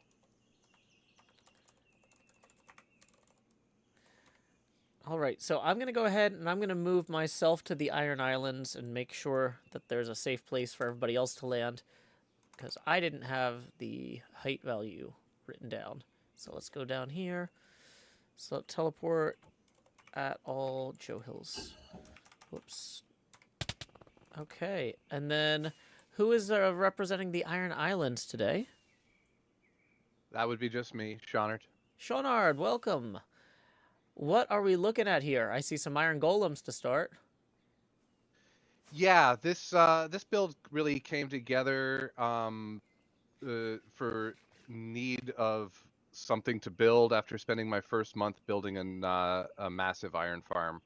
So because I spent so much time on it, basically just opted to lean into that theme. And then because we were close to an ocean, sort of went marine industrial. The main big build is an oil rig platform out in the middle of the ocean. And we've got those iron golems on theme. And I am curious. It looks like this is exactly the same Ever Given.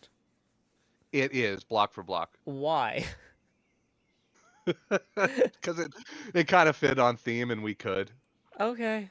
I mean, if I'm gonna do something a second time, I'm gonna mix it up. But yeah, y'all can do what you want. Okay.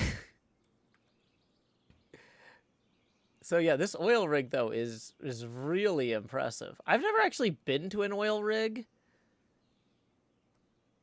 I Is that saw a one in bucket list Armageddon thing? movie. Is this based on a particular oil rig, or is this I don't really know anything about them. This is riffed off a schematic I found from somebody or a world download I found that somebody built in like 2012. Okay. So my idea was to get it into the world, and the first thing I'm going to do now is actually I didn't have time to is I want to do block updates because this was built in like 112 or something like that. So Okay. there's a whole bunch of blocks that I think would go really well with this that I want to now incorporate into it. Gotcha. So this isn't your own design, and Never No. Given is not your own design. If we wanted to showcase stuff that you came up with here, what should we be looking at? Mostly the road and the farms is what I've put together here. The iron farm itself was sort of the basis for the whole thing. Took me a month to put together. And that's this thing where the iron golems are continuously spawning and being pushed off ledges to their deaths. Yeah. Yeah, they're just all going down there in the little lava. If anybody needs Y'all are making me. XP... Oh, sorry. Go ahead. Oh, I was gonna say, y'all are making me think. What am I doing with my time? Like, what? This is incredible. If I want to showcase one awesome thing that I think hasn't got a lot of play before, is this potato XP farm that I'm at right now. It's sort of the black structure off to the side. 1 second, I'm teleporting to you because I didn't see where you went. Okay. So this is like a beastly machine that will run nonstop and create enough XP for a player to fully heal up their tools from just potatoes. How does no it? Input. That's this whole device here. Yeah, this whole thing. So, how does it go from potatoes to experience? There's a couple of moss farms in there that create a bunch of bone meal, and you'll see there's like a villager pod that bone meal uses the bone meal to force grow the potatoes, which then get fed through the whole system, and the output from the moss is also used to smelt it. So anytime you need XP, you just come here and take potatoes out. Okay. You just broke Joe's brain. Crazy. No, I'm just trying to think about. I heard it break. Yeah. Okay. Oh, okay. You press the button to start it cooking. Yeah, I see. Okay, furnace experience. Got it. Yeah, sorry. I'm just like having to step through this. This is a lot. Okay. So, pretty cool. Do you have It's an extra star for me. Yeah. Yeah, that's crazy. Yeah, what future plans do you have for developing this? I like the marine industrial sort of take. So I want to do take the Ever Given I took from Kindlelist, and I want to sort of make that the shopping district out here and lean into the permit thing. It's not going to be the parade route. The parade route will be here on the road. Yeah. I see you have a curve hinted at toward the end of the road there. That is another point that I'll correct a little bit from earlier about the question about the roads being connected. This road, as well as, I hope I don't miss any here from ones you've seen, 5280, the route, Team Skyblock, Theater Kids, and Chef Nutmeg's Road are all actually going to be connected from world border to world border. We're all on the same X coordinate approximately. That's going to take a while, though. That's a pretty huge area in between those teleporter pads. 30,000 blocks. Which is 30,000 meters, which is 30 kilometers? You're building a 30-kilometer long road in Minecraft. Sheesh. Eventually. Okay. That's a lot. So if a 5K is 3 miles, that's 6 times. That's an 18-mile long road. And then we'll see how long it takes to ride a pig from one end to the other. Oh my gosh. You could literally one block at a time. You could literally have ambitious. That's Wait, no, you couldn't have a marathon. That's still 26 miles. Don't let me give you ideas. Oh god. But yeah, I was just like, that's really a lot. Yeah, that's a lot. Marathon would be awesome. Yeah. Maybe a desert bus route. Yeah. Oh my gosh. Yeah, maybe save marathon plans for season 11. Just, I don't want you guys to be burnt out after this one. Okay. Wow. Well, thank you very much, Seanard. Awesome job. Any other thoughts or notes? This is great. Awesome job. That's so cool. Yeah. Okay.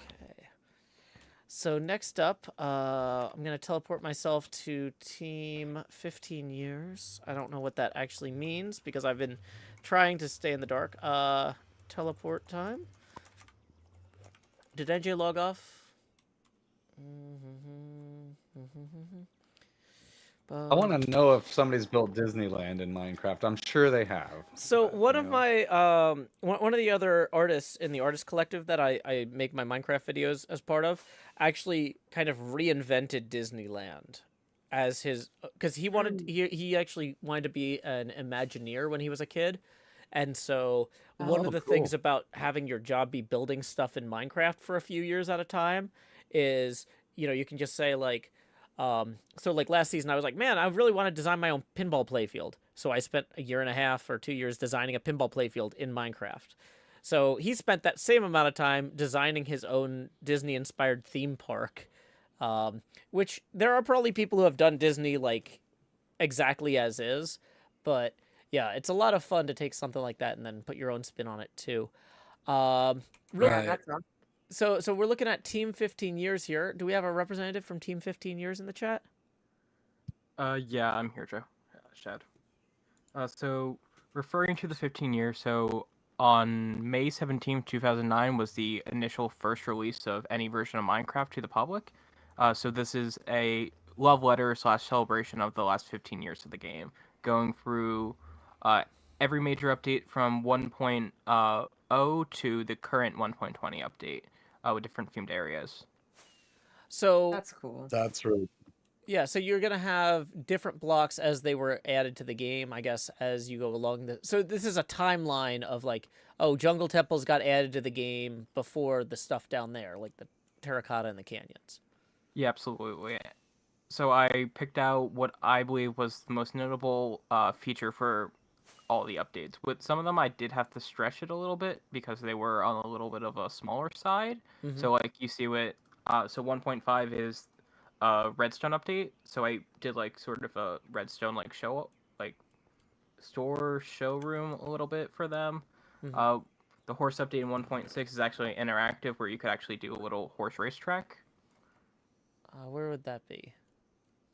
It is the one right next to the redstone little showroom. Oh, okay, yeah. Okay, you get to bring your own horse. There's not. I have 2 horses and a donkey over in Staples. Oh, gotcha. Oh, the horse track. Yeah, you guys ride around. I'm just flying camera.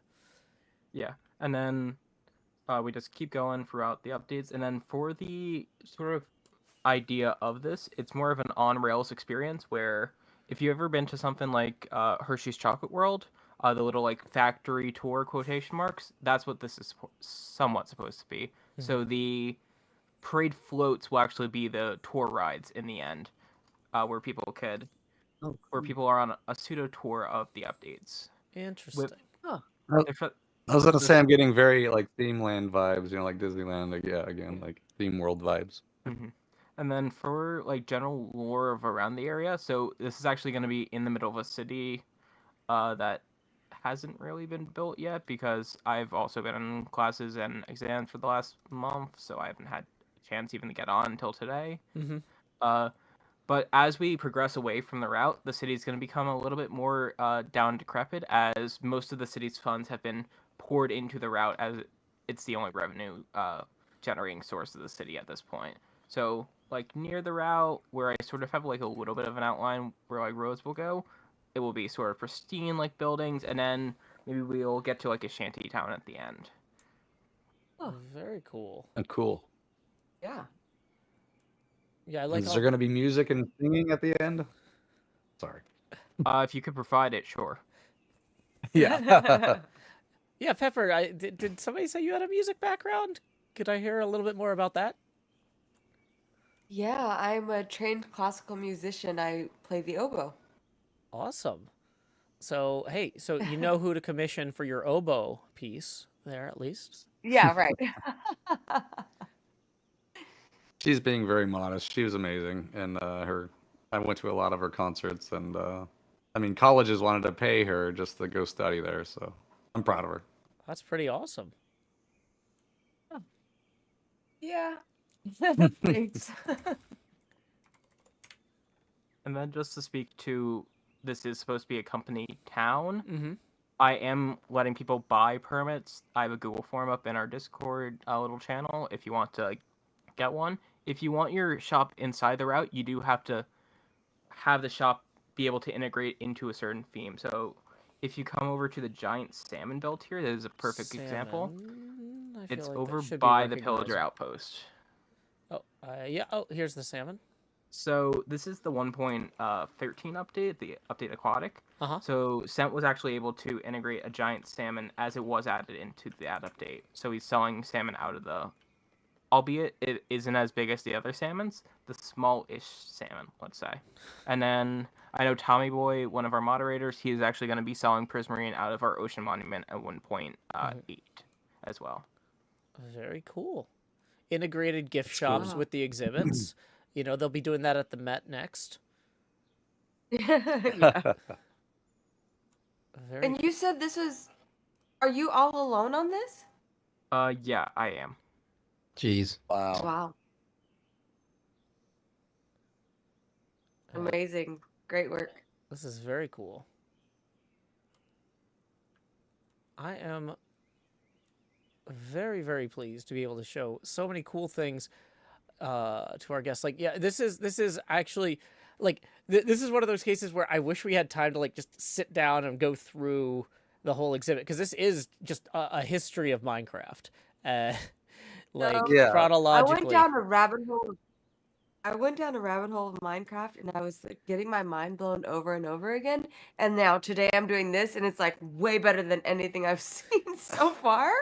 So thank you for having me. This is like... I'm actually stressing because I'm having so much fun. Everything is so amazing. Well, I'm hoping, Brent, that this is one of those things where you look at it and go, like, man, it's going to be easier to explain, like, 3D sculpting and animating to students in the future because they grew up with this, you know? Hopefully this is going to make your job easier in the long term. You know? Well, what you're really making me want to do now is stream a 3D kind of like show off my 3D models and my builds and what I do, and even the Simpsons sound that I built and designing, explain it. Like, you're really giving me an idea there to maybe do that. Yeah, total inspiration. Yeah, people love educational stuff like that, and that's the sort of thing too. I don't know if you guys actually have a YouTube channel, because I mostly see you on Twitch, but you know, that's the sort of thing that people would want to possibly come back to for reference. And so recording that stream and posting it somewhere permanent for posterity and for reference would probably be huge. It's on my list if my kids would only allow me to have some free time. I will say, and thank you guys so much for going out of your way to hire a babysitter to make this possible today, because like, yeah, Grandma showed up. She's cool. Oh, fantastic. Because yeah, when I was when my daughter was younger, like the first 2 or 3 years, it basically wiped out my YouTube time. Like, I just Right. couldn't Right. get stuff done. So it was a pretty huge interruption in my productivity. So hey, if you're holding Right. down your day job and you're getting enough sleep, you know, you'll get through it. As they get a little bit older, you know, they start waking up in the morning and going like, "Oh, I don't want to wake mom and dad." That's when it's good.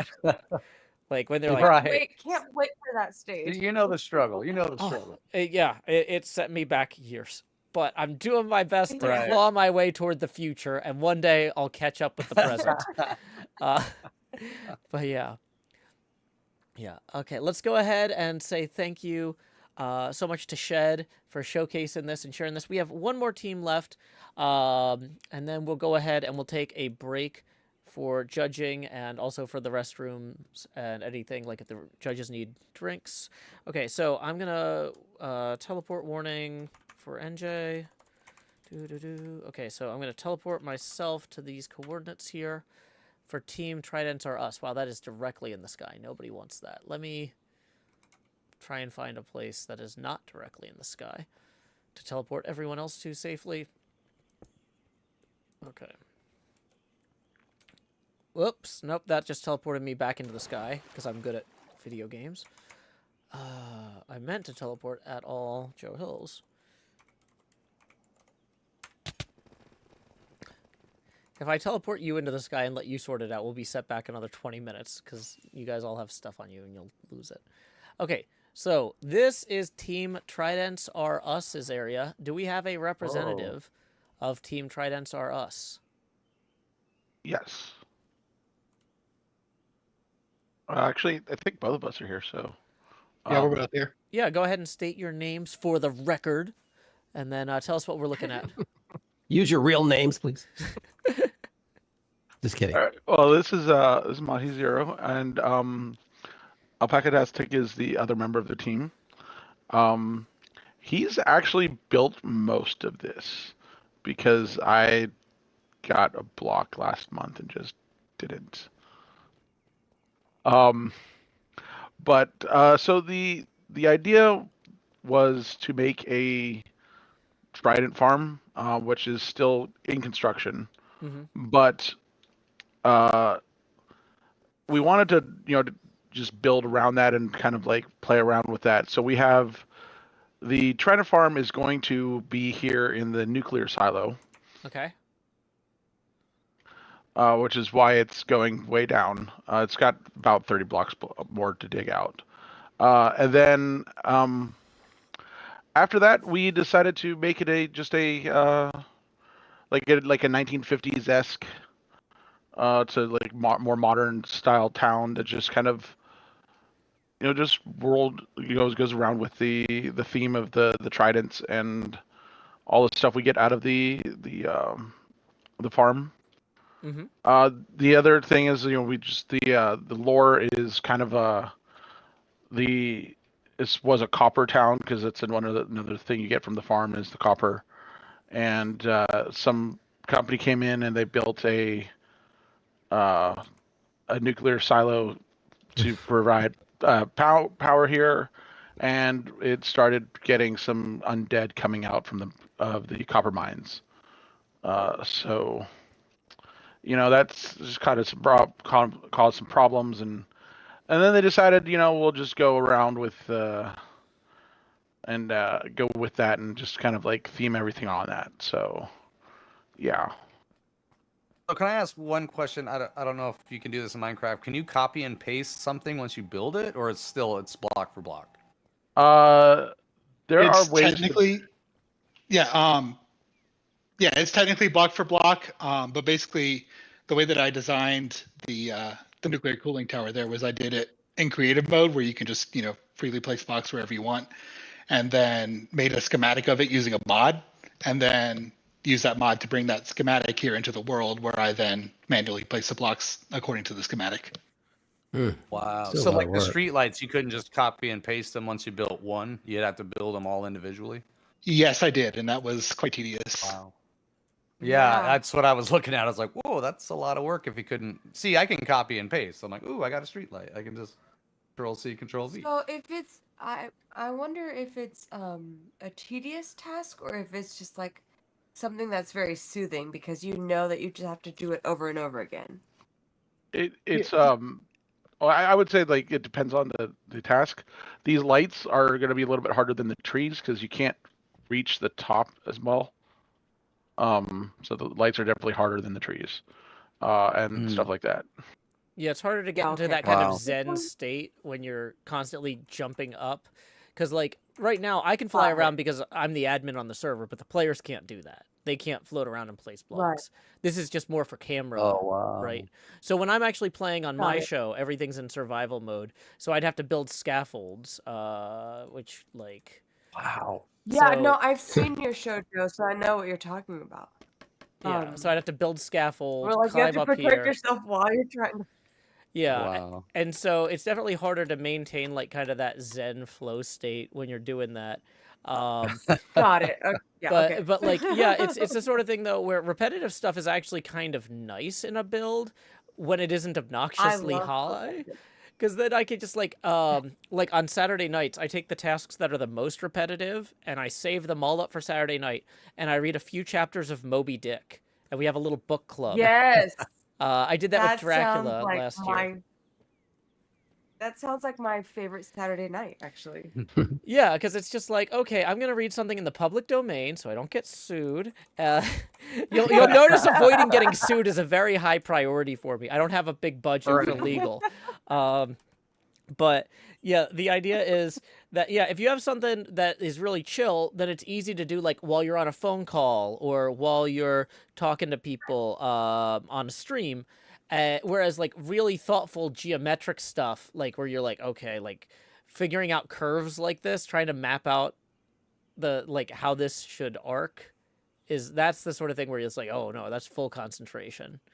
Like how much to indent that versus down there. Yeah, that's like a whole thing.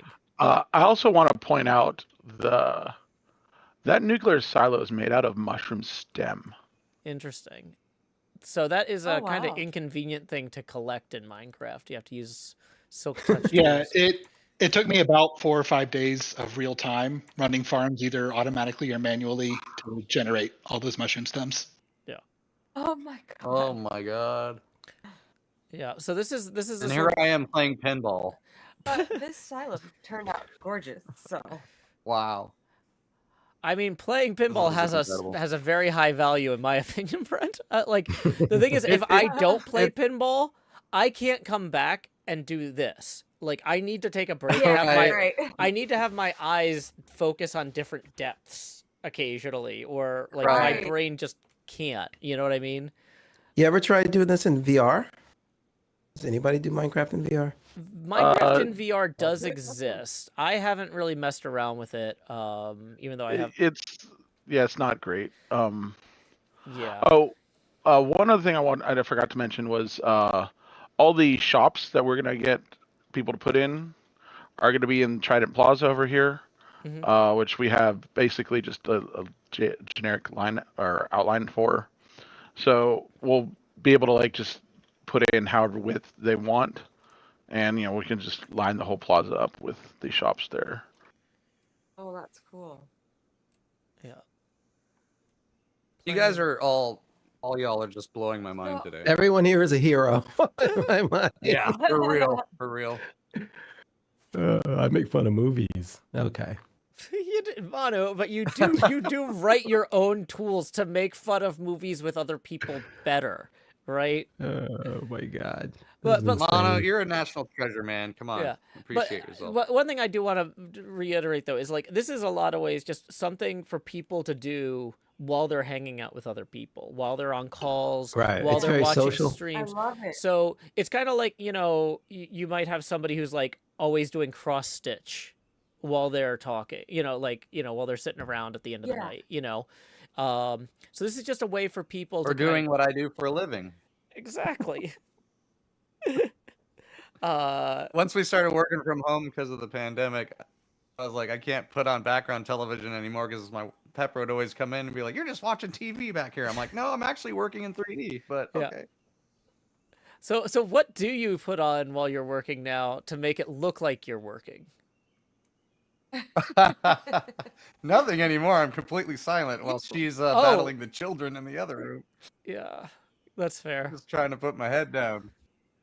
It's always Lord of the Rings, just to be clear. I have really I do enjoyed have your a- Lord of the Rings streams, where you were playing and talking about the game, or talking about the movies and books and stuff too. So I do have a question, and this may be completely naive, so forgive me. But like in this instance, if I had a shop in my mind and I was like, it's gonna go perfectly in this world, which I do have. Okay. Can I just log on to Minecraft and like start building it on there, or do we need to be friends, or how does that work? So this is a Patreon server, so everybody here pays for access to this server.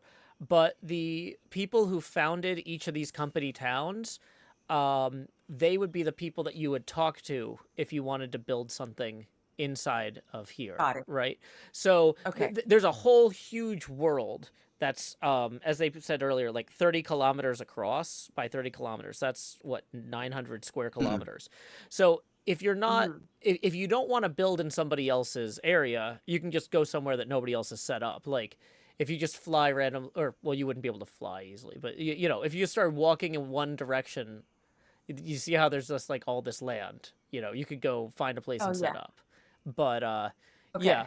But part of the goal of these company towns, though, too, was to encourage people to kind of cross-pollinate and build shops in each other's areas and stuff. So, yeah, as long as you went and talked to whoever was in charge of that particular town, and your idea wasn't just like, oh, well, we actually just promised somebody else they could build that exact same thing across the street, you know, they'd probably be fine. Right. Yeah. If it's... Oh, I love. Okay. This is really neat. I play a lot of SimCity that launched in like a billion years ago, and I still play it. I'm getting a little bit of those vibes, but yeah.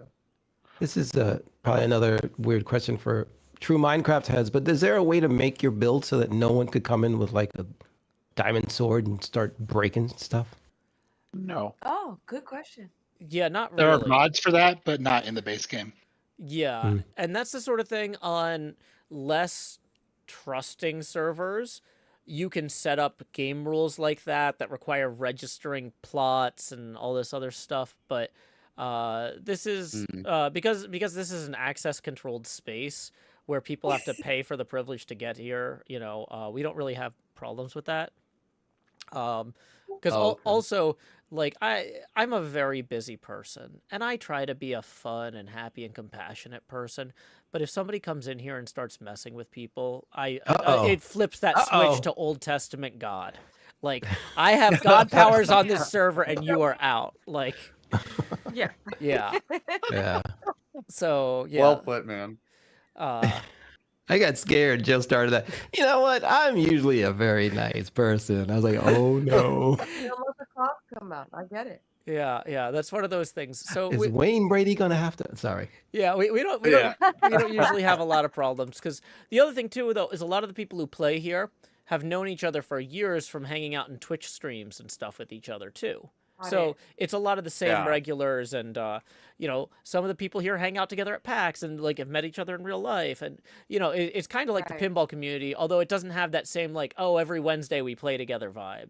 But it's closer. Yeah, it now as I hear the answer, I realize it's everybody's pretty chill. Like we've Surreal and I have set up these controls in the theater with some people just jump in and start spouting racial slurs in the theater that we could do things, and after a while we stopped making them because no one ever does that. Knock on wood. Yeah, it's true. It's true. I've really it's been no rare one for ever us, does that too. Like if somebody is there, I'm immediately squash it. but, Luckily, we haven't experienced that. So. Yeah. There's always some drive-by bots selling subscriptions or whatever, but you just ban it and move on. We do get those. Yeah, because I mean, so somebody asked me like, Joe, you're such a big streamer, how do you feel about getting all these bots all the time and stuff? And I'm like, really? When I started in 2008 on Ustream, I was like streaming myself just drawing, because you could stream yourself drawing at like 3 frames a second because that's where the technology was, and it didn't look choppy unless you like move the canvas around. So try not to do that too much. It'll make people sick. So, but like, I mean, back then I would still have random bots coming in 3 or 4 times a night. Hey, looking for a good time? Contact ICQ number or whatever. Oh, You know, no. like ICQ it might not have been ICQ, but you know what I mean. Like it was. That's great. But it was that sort of thing though, where Hit me up on AOL. Yeah, hit me up. Well, and you know, you ban the bots and move on. And like I was getting like 3 normal viewers a night and 4 bots then, and now I get you know a lot more than that in terms of normal viewers, and still maybe 2 or 3, maybe 4 bots a night. And I'm like, no, it actually feels like I'm doing better. I don't. The bot problem is about the same. Everything else has gotten better though, so comparatively, it's fine. You know. That's awesome. But yeah. So, thank you to Team Tridents Are Us. That concludes our tour. I do have one last. Oh yeah. Sorry, go for it. I wanted to ask. Sorry, I wanted one last question for Tridents Are Us. Please. You were mentioning the undead coming back. Yeah, the drowned farm, well, it's the Trent farm, will spawn a whole bunch of drowned undead, and that's where what we're going to kill for the stuff. So. Got it. Thank you so much. I just wanted clarification on that. Yeah. So in Minecraft, like the ways that you get certain items in farming, sometimes you need to like generate certain monsters to kill, and in particular, drowned zombies generate tridents when they die sometimes. So. Got it. Oh, cool. Just Okay. farming, yeah. Yeah. It's just, you know, your basic zombie farm. You just create a dark space and then you flood it so that the zombies become waterlogged and then you murder them. Yeah. Boy, if I had a nickel, Joe. You know, it's just... Joe, where do you want the books? Okay. So I'm gonna need everybody who has I'm gonna teleport myself and everybody else back to World Spawn. Give me a second. And I'm gonna empty my inventory. Can somebody warn NJ that we're about, or is NJ gone? I think NJ is gone. If I can read. NJ left the game. Yes. Okay. TP at a Joe Hill says. Okay. So yeah, sorry. The reason we're accommodating NJ is every year on her birthday does a big charity stream. And one of her segments was stopping by here. She was kind of displeased that this happened to be at the same time. And I was like, well, don't worry. I can raid you and send people over to your charity stream after. So, Manu, I know you have a music stream coming up after this, but I do apologize that I already promised NJ I would raid her instead of you. I celebrate NJ too. I was a little annoyed that I'd forgotten. I think the theater still has the Happy Birthday NJ thing on the big screen behind me. Nice. Okay, so what I'm going to do is I'm going to empty my inventory so that people can give me their list of which holidays they want. If anybody isn't here, like Chef Nutmeg or whatever, we can, you know, hopefully make that work. Kindlist, did Chef Nutmeg give you a list? Okay, great. I have freed up enough of my inventory. Everybody can toss me those books now.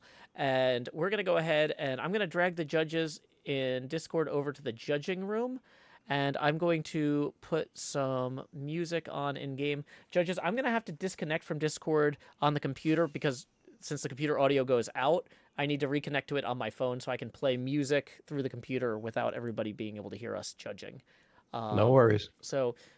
I'm going to start some music on my end here. Let's do the cremation of Sam McGee, or what's left of Sam McGee. That's 8.5 minutes.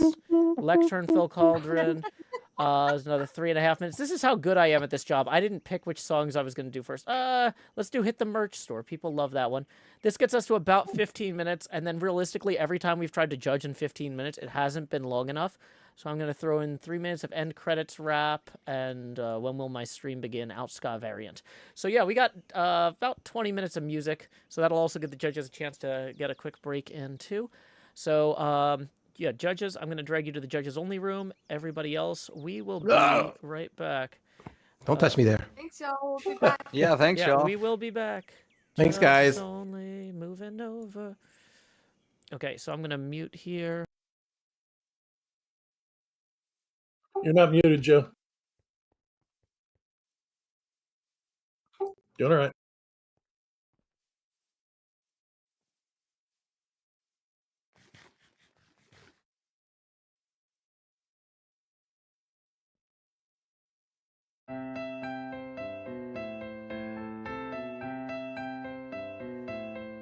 It's absurdity in our PG font. Tycho Brahe's behind creased cardboard, but you don't pull up chairs for humor, do you? You shouldn't miss this guy Cuthris. He shakes a stone. There's Light Eldritch compelling you, the viewers, to hit the merch store. Hit the merch store. Hit the merch store. Hit the merch store. Hit the merch store. Walnut's Grove is gone, which sucks for a druid. Plus mail is strong, but nuts wise into it. Sigils on the cave wall stabbed like daggers. She took wolf form and she howled aloud. She bit at Cuthris and she snapped her snout. And by her instincts led you to the merch store. Hit the merch store. Hit the merch store.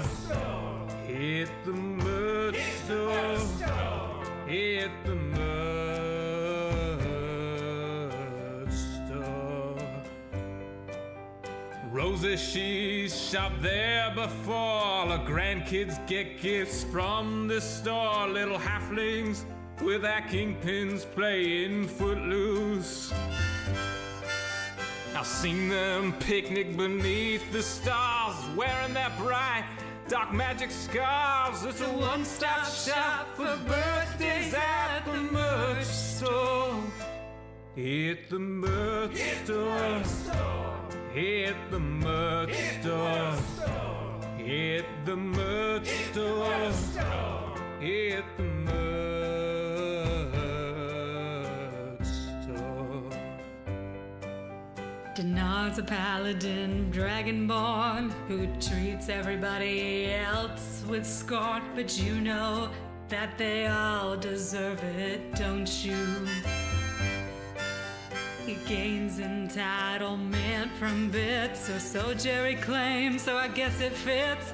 And they both expect you all to hit the merch store. Hit the merch store. Hit the merch store. Hit the merch store. Hit the merch store. Maybe there are gods beyond whose tendrils shift their waking pawns, but Jerry kinda seems like he has got this. Except the times when the phones light up and ideas arise, then outright erupt, and Jerry's gone, volcanic curse at Rothfuss. What now, Rothfuss? Come on, Rothfuss. Ignore Rothfuss. Gosh darn Rothfuss. Dang it, Rothfuss. My game, Rothfuss. Go home, Rothfuss. Shut up, Rothfuss. Flippin' Rothfuss. Let's not do this. Hit the merch store. Hit the merch store.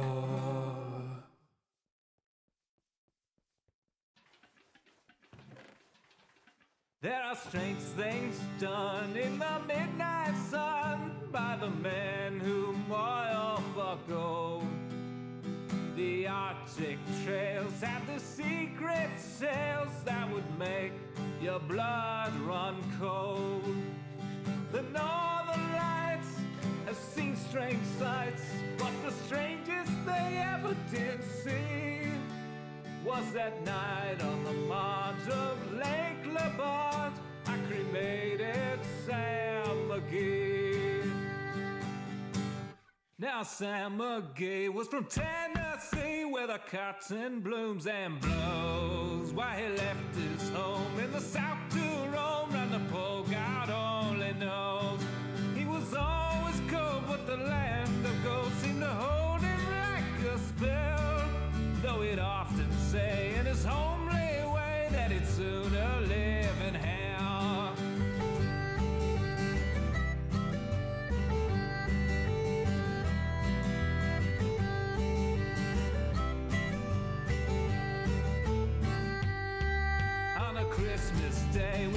marching our way over the Dawson Trail. Talk of your cold through the Parker's fold, it stabbed like a driven nail. If our eyes we'd closed and the lashes froze till sometimes we couldn't see. It wasn't much fun, but the only one to whimper was Sam McGee. And that very night as we lay packed tight in our robes beneath the snow, and our dogs were fed and the stars o'erhead were dancing heel and toe, he turned to me and cat says he, I'll cash in this trip I guess. And if I do, I'm asking that you won't refuse my last request.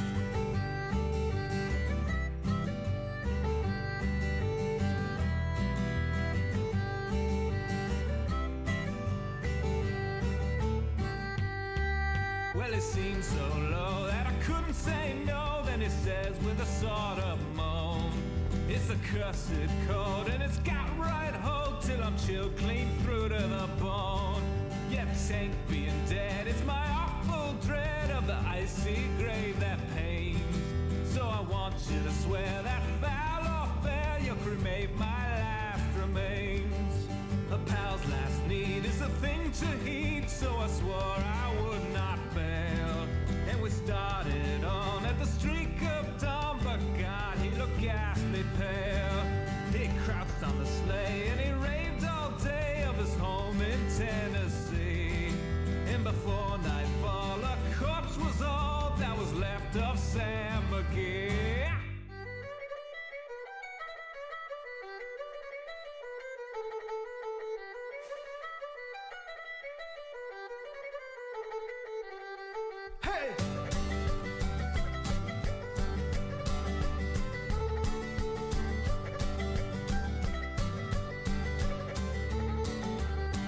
There wasn't a breath in that land of death, then I hurried horror-driven, with a corpse half hid that I couldn't get rid because of a promise given. It was lashed to the sleigh and it seemed to say, you may tax your brawn and brains, but you promised true and it's up to you to cremate those last remains. Now a promise made is a debt unpaid, and the trail has its own stern code. In the days to come, though my lips were dumb, in my heart how I curse that load. In the long, long night, by the low firelight, while the huskies round in a ring howled out their woes to the homeless snows. Oh God, how I loathe the thing. And every day that quiet clay seemed to heavy and heavier grow. And on I went, though the dogs were spent and the grub was getting low. The trail was bad and I felt half mad, but I swore I would not give in. And I'd often sing to the hateful thing, and I hearkened with a grin.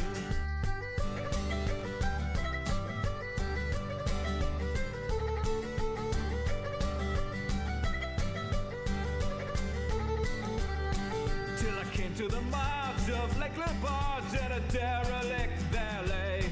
It was jammed in the ice and I saw in a trice it was called the Alice May. And I looked at it and I thought a bit, and I looked at my frozen chum. Then here said I with a sudden cry, is the crematorium.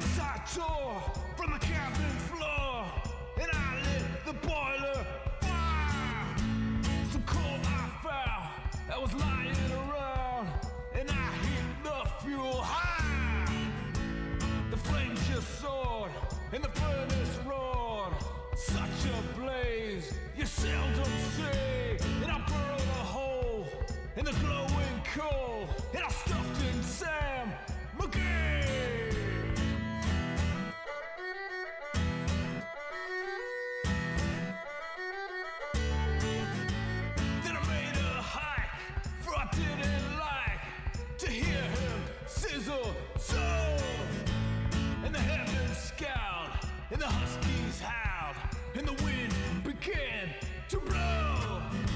It was icy cold, but the hot sweat rolled down my cheeks, and I don't know why. And the greasy smoke and an inky cloak went streaking down the sky.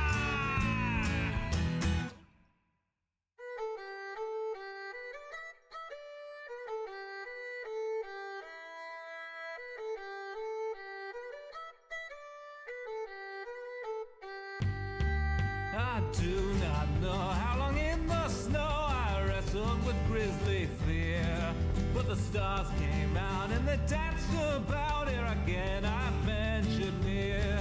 I was sick with dread, but I bravely said I'll just take a peep inside. I guess he's cooked and it's time I looked, and the door I opened wide, and there sat Sam looking cool and calm in the heart of the furnace roar. And he wore a smile, you could see a mile, and he said, please close that door. It's fine in here, but I greatly fear you'll let in the cold and storm. Since I left Plumtree down in Tennessee, it's the first time I've been warm. There are strange things done in the midnight sun by the men who moil for gold. The Arctic trails have the secret tales that would make your blood run cold. The northern lights have seen strange sights, but the strangest they ever did see was that night on the marge of Lake LaBarge. I cremated Sam McGee.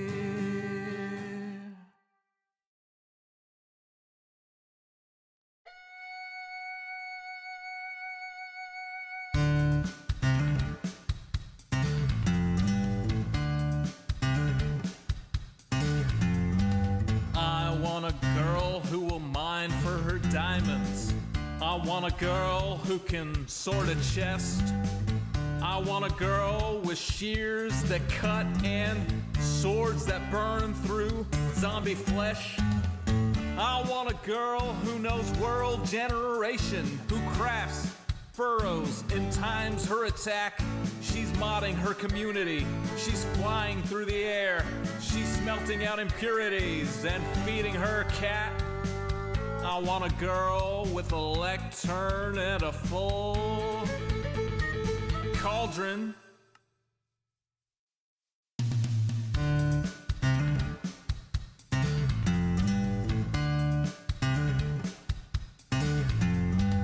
I want a girl who logs in early. I want a girl who plays till late. I want a girl with unobstructed creativity, who uses a tripwire to ruin your day. With shulker boxes organized and lustrous, in a tone that will torch you like desert grass. Who crafts furrows and times her attack. She's smelting out impurities and feeding her cat. I want a girl with a lectern and a full cauldron.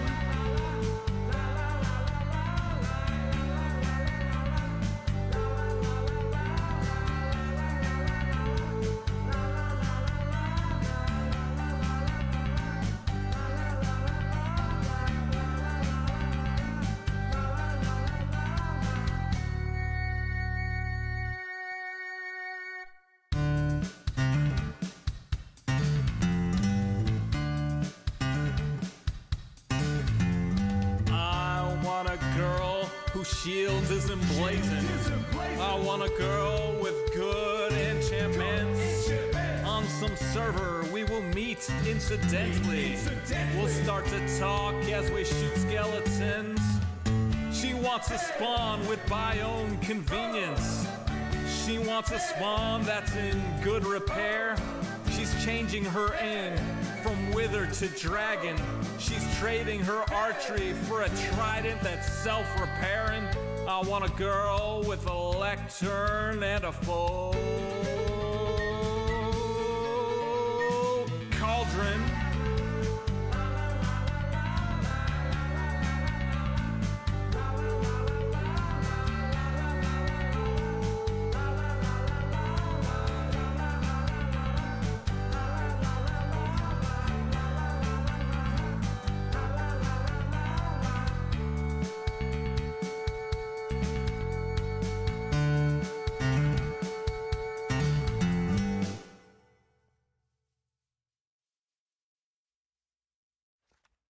Who's the guy who conquers death? The mister with the whispers when Mumbo forgets. After introducing Pearl and Gem to say we're settling a continent.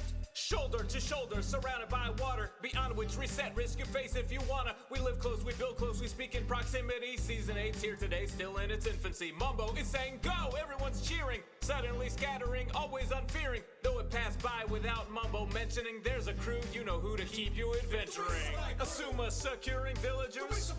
Pearl on fine architecture. Joe grabbing supplies, ready to throw at the first fools who die. Bring on the creepers, bring on the flames. The resupply crew will get you going again. The very first to die, B-double-O, don't cry. Pops and quite chagrin, takes some apples and he flies. Zombie Cleo's next, needs an axe for the road. Geared up and cheered up, she's off with some blows. Gemini and Tay appear slain by Jevin. But B-dubs is back before Joe loads the first chest in. Then Pearl's killed by Cleo, who Joe had armed previously. Then Cleo's dead too, per Isco mischievously. Impulse SV got blown up by a creeper. Says he won't be back, but how can he be sure? Bring on the creepers, bring on the flames. The resupply crew will get you going again. The resupply crew. Asuma laddering a mine shaft. The resupply crew. Pearl egging a shell. The resupply crew. Joe lavaing a portal. Yo, you're immortal, here's a doorway to hell. Who's the guy? Who's the guy?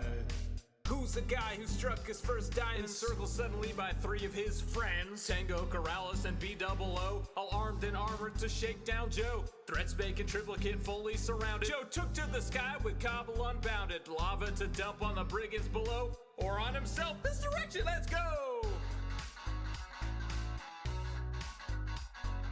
Heading down to somewhere with coordinates in hand.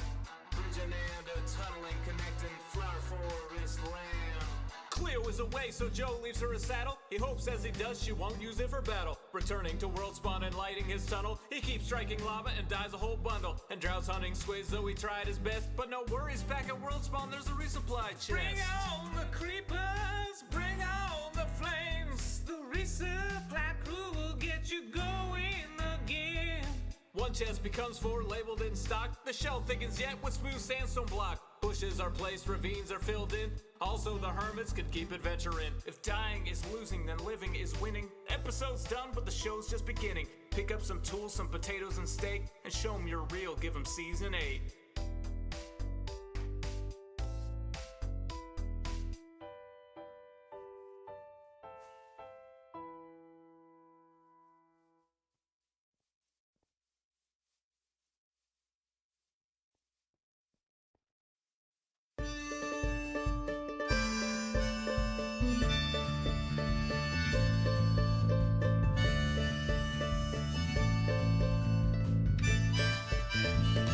PM, the usual streaming setup.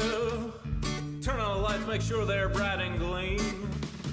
Title, tweet, pour water, tank top, and chroma. OBS seems all set, so I click start the streaming. So I'll pause, fold in, and open VLC. I'll pick 2 songs before, lay your head down and dream. I'll say that's us to y'all, Joe Hills from Tennessee. Folks asking when will my stream begin?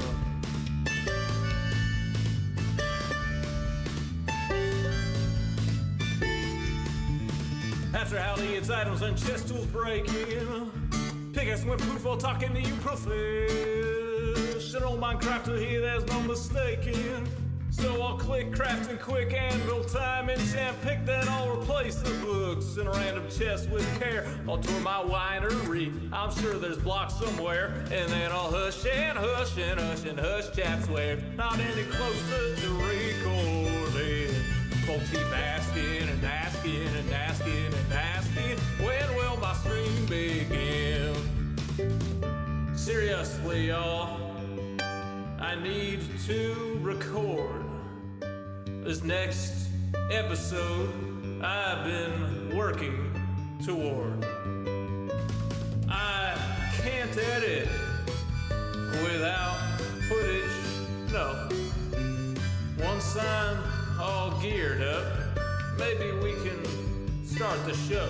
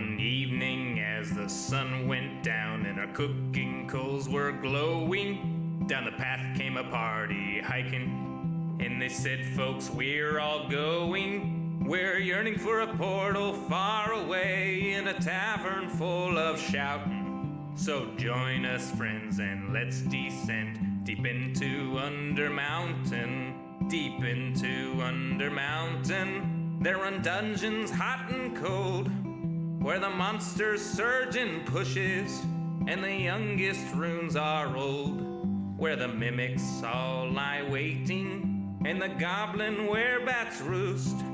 All the wisps and wasps and the mezzo-lost, the hidden pit where we'll all plummet deep into Undermountain. Deep into Undermountain, all our blades will sing like choirs, as our arrows strike like drum beats, and our green flame pops and pyres. Our barbarian will stomp a brood as the rogues dance shadow play.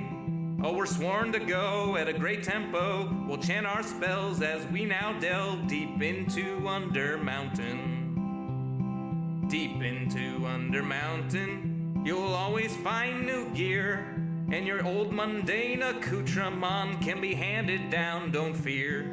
The magic items you'll attune and the artifacts you'll find. There's armor with gems and weird potions and a propeller hat that lets you ascend deep into Undermountain. Deep into Undermountain, the mad wizard stood gates so folks can open portals. He left clues to activate. He has a thing for puzzles, and he likes to throw his voice. We're going to delve to where he dwells, to the lowest tower, to seek his power deep into Undermountain.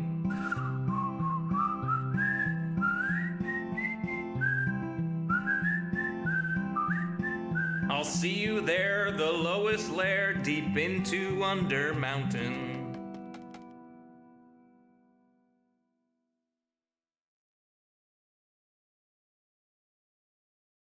I put the cogs into the box and then I've got another load. After a while my arms will get tired and then this job will blow. But I could be replaced by a machine that does my work in half the time. But I don't know where I'd go, 'cause I prefer putting cogs into the box. Now I've got another load. Only just a few more hours and then I'm free to go. But I can't cease in questioning if I really have a home. It makes me sick to think of it, 'cause I prefer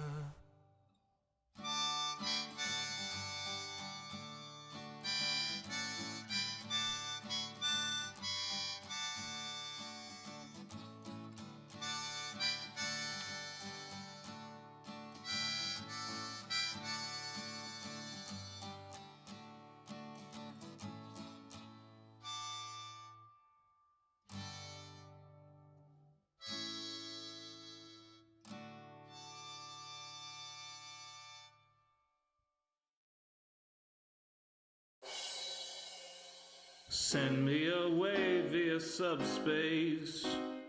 Beam me a message from home. Cast me a hello in hollow.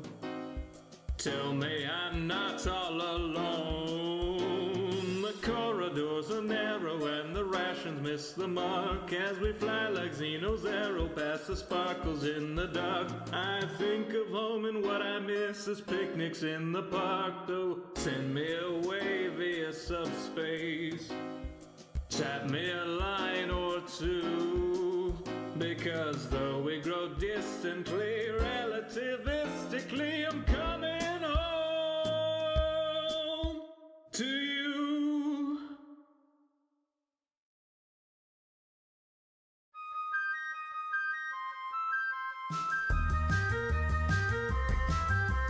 Light green felt is hanging from the wall.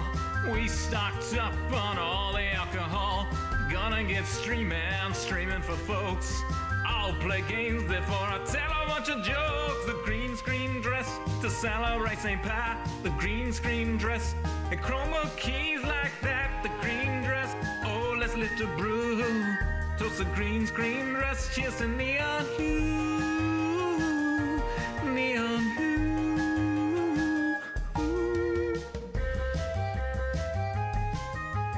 Let's mining game where we can swing some pits. Let's strike diamonds, attach them to some sticks.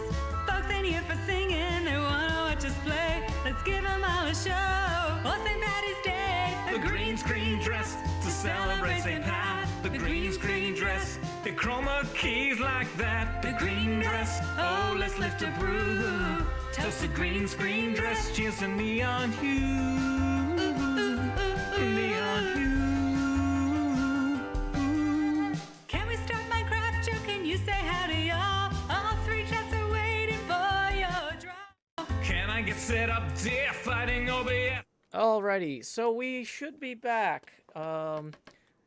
People should be able to hear me in the Discord. I don't know if I'm... am I? Yeah, I'm deafened and muted. That'll do it. Okay, 1 second.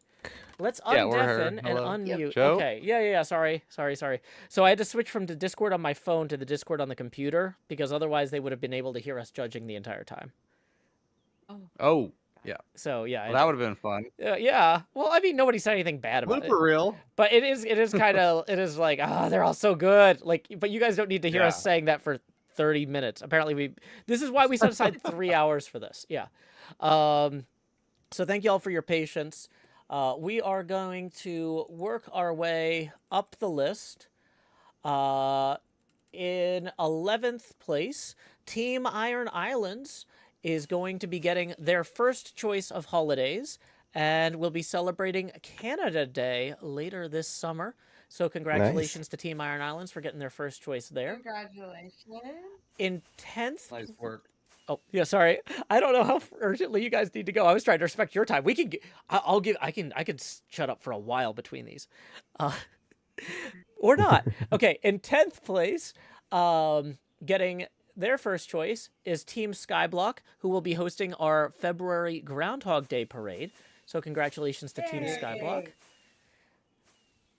In 9th place, getting their first choice of the April 16th Charlie Chaplin parade, I can't imagine why nobody higher than that requested it, is Team Noir. Congratulations to Team Noir. Moonrosa says, can we visit each town as they're announced? I'm going through these in like 10 seconds each. It'll take me too long to teleport, but yeah, if people who are watching the VOD can scroll back and look at them. But yeah, where was I? In 8th place, getting their first choice, which is March 6th Talkie Day, which I'm presuming is a film-themed holiday. That's going to go to Team Backlots. Congratulations to Team Backlots. Can Iron Island get a teleport block? Yeah, if I screwed up and didn't put one there, I can do that real quick because I am a professional Minecrafter. We are going to also be going back through and getting everybody there. So right now, I've just been putting the return blocks in at each base. I'm going to set up the blocks from World Spawn to each base later this week. But that's not a during the judge's time thing, because it will take me about another half hour, which I don't want to waste Manu's time and Pepper and Brent either. I'm good. Now, in 7th place, getting their second choice, there was some contention over the first choice here, is Team Tridents Are Us getting the December 2nd World Nuclear Energy Day. So, congratulations, Team Trident Are Us. I think World Nuclear Energy Day is very on theme for your town, though. So I think that'll be a good absolutely time. Moonroses says, community can collab and get platforms for the towns. That's the idea. I need to tell you guys where you can... Yes, Woodland Wizard says, can we do like little embassies at spawn?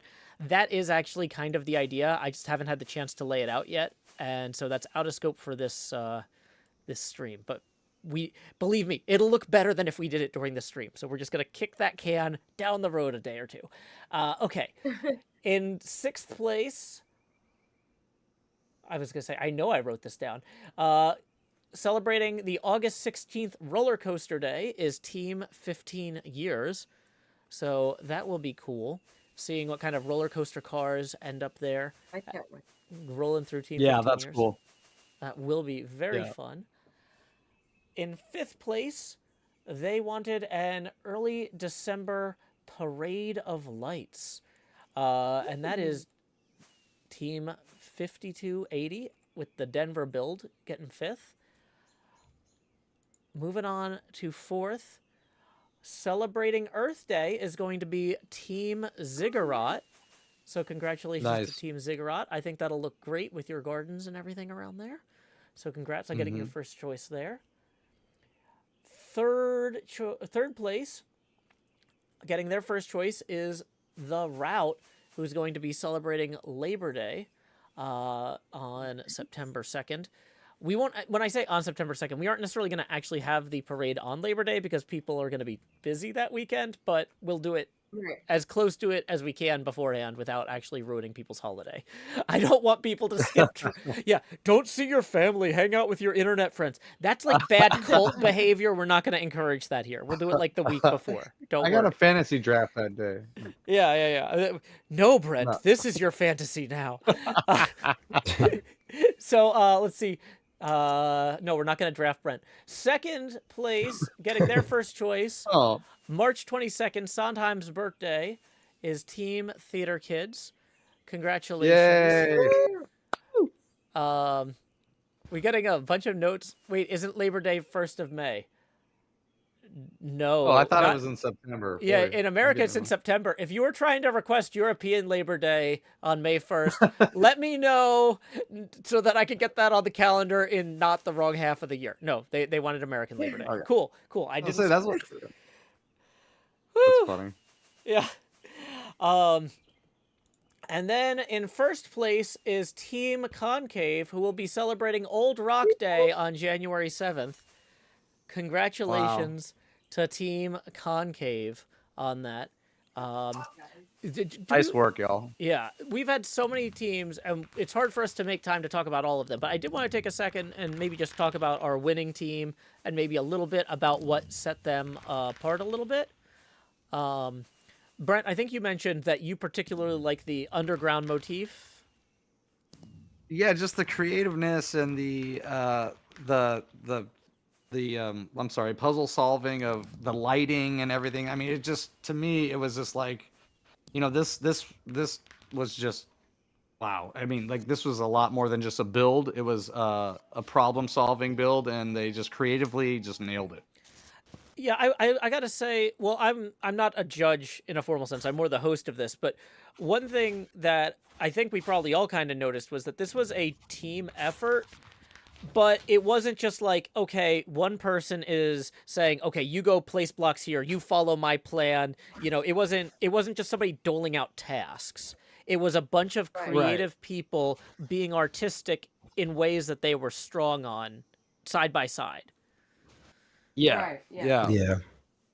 For me, it was the outside of the mountain where they even had details of the waterfalls going How it flowed. pools Yeah. and like the outside of the mountain flowed just as much as the inside of the mountain. So they paid attention to the details from the Exterior to the interior. exactly. Yeah. And that was just incredible.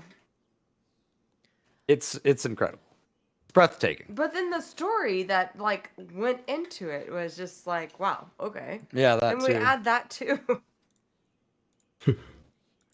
So yeah, we had so many incredible builds that came out. Like y'all showed up over the last 3 months and really started something amazing here. I can't wait to visit each of these places again over the course of the next year and a half or so and see what more gets added, especially once other members of the community come in and get the opportunity to build some parade floats. I think that this has been a lot of fun. I really want to especially thank our judges, who I'm going to post links to here. I know that a lot of y'all already know Manu, MPT3K, but if you don't, once again, let me say, Manu runs one of the most technically challenging Twitch streams on the planet.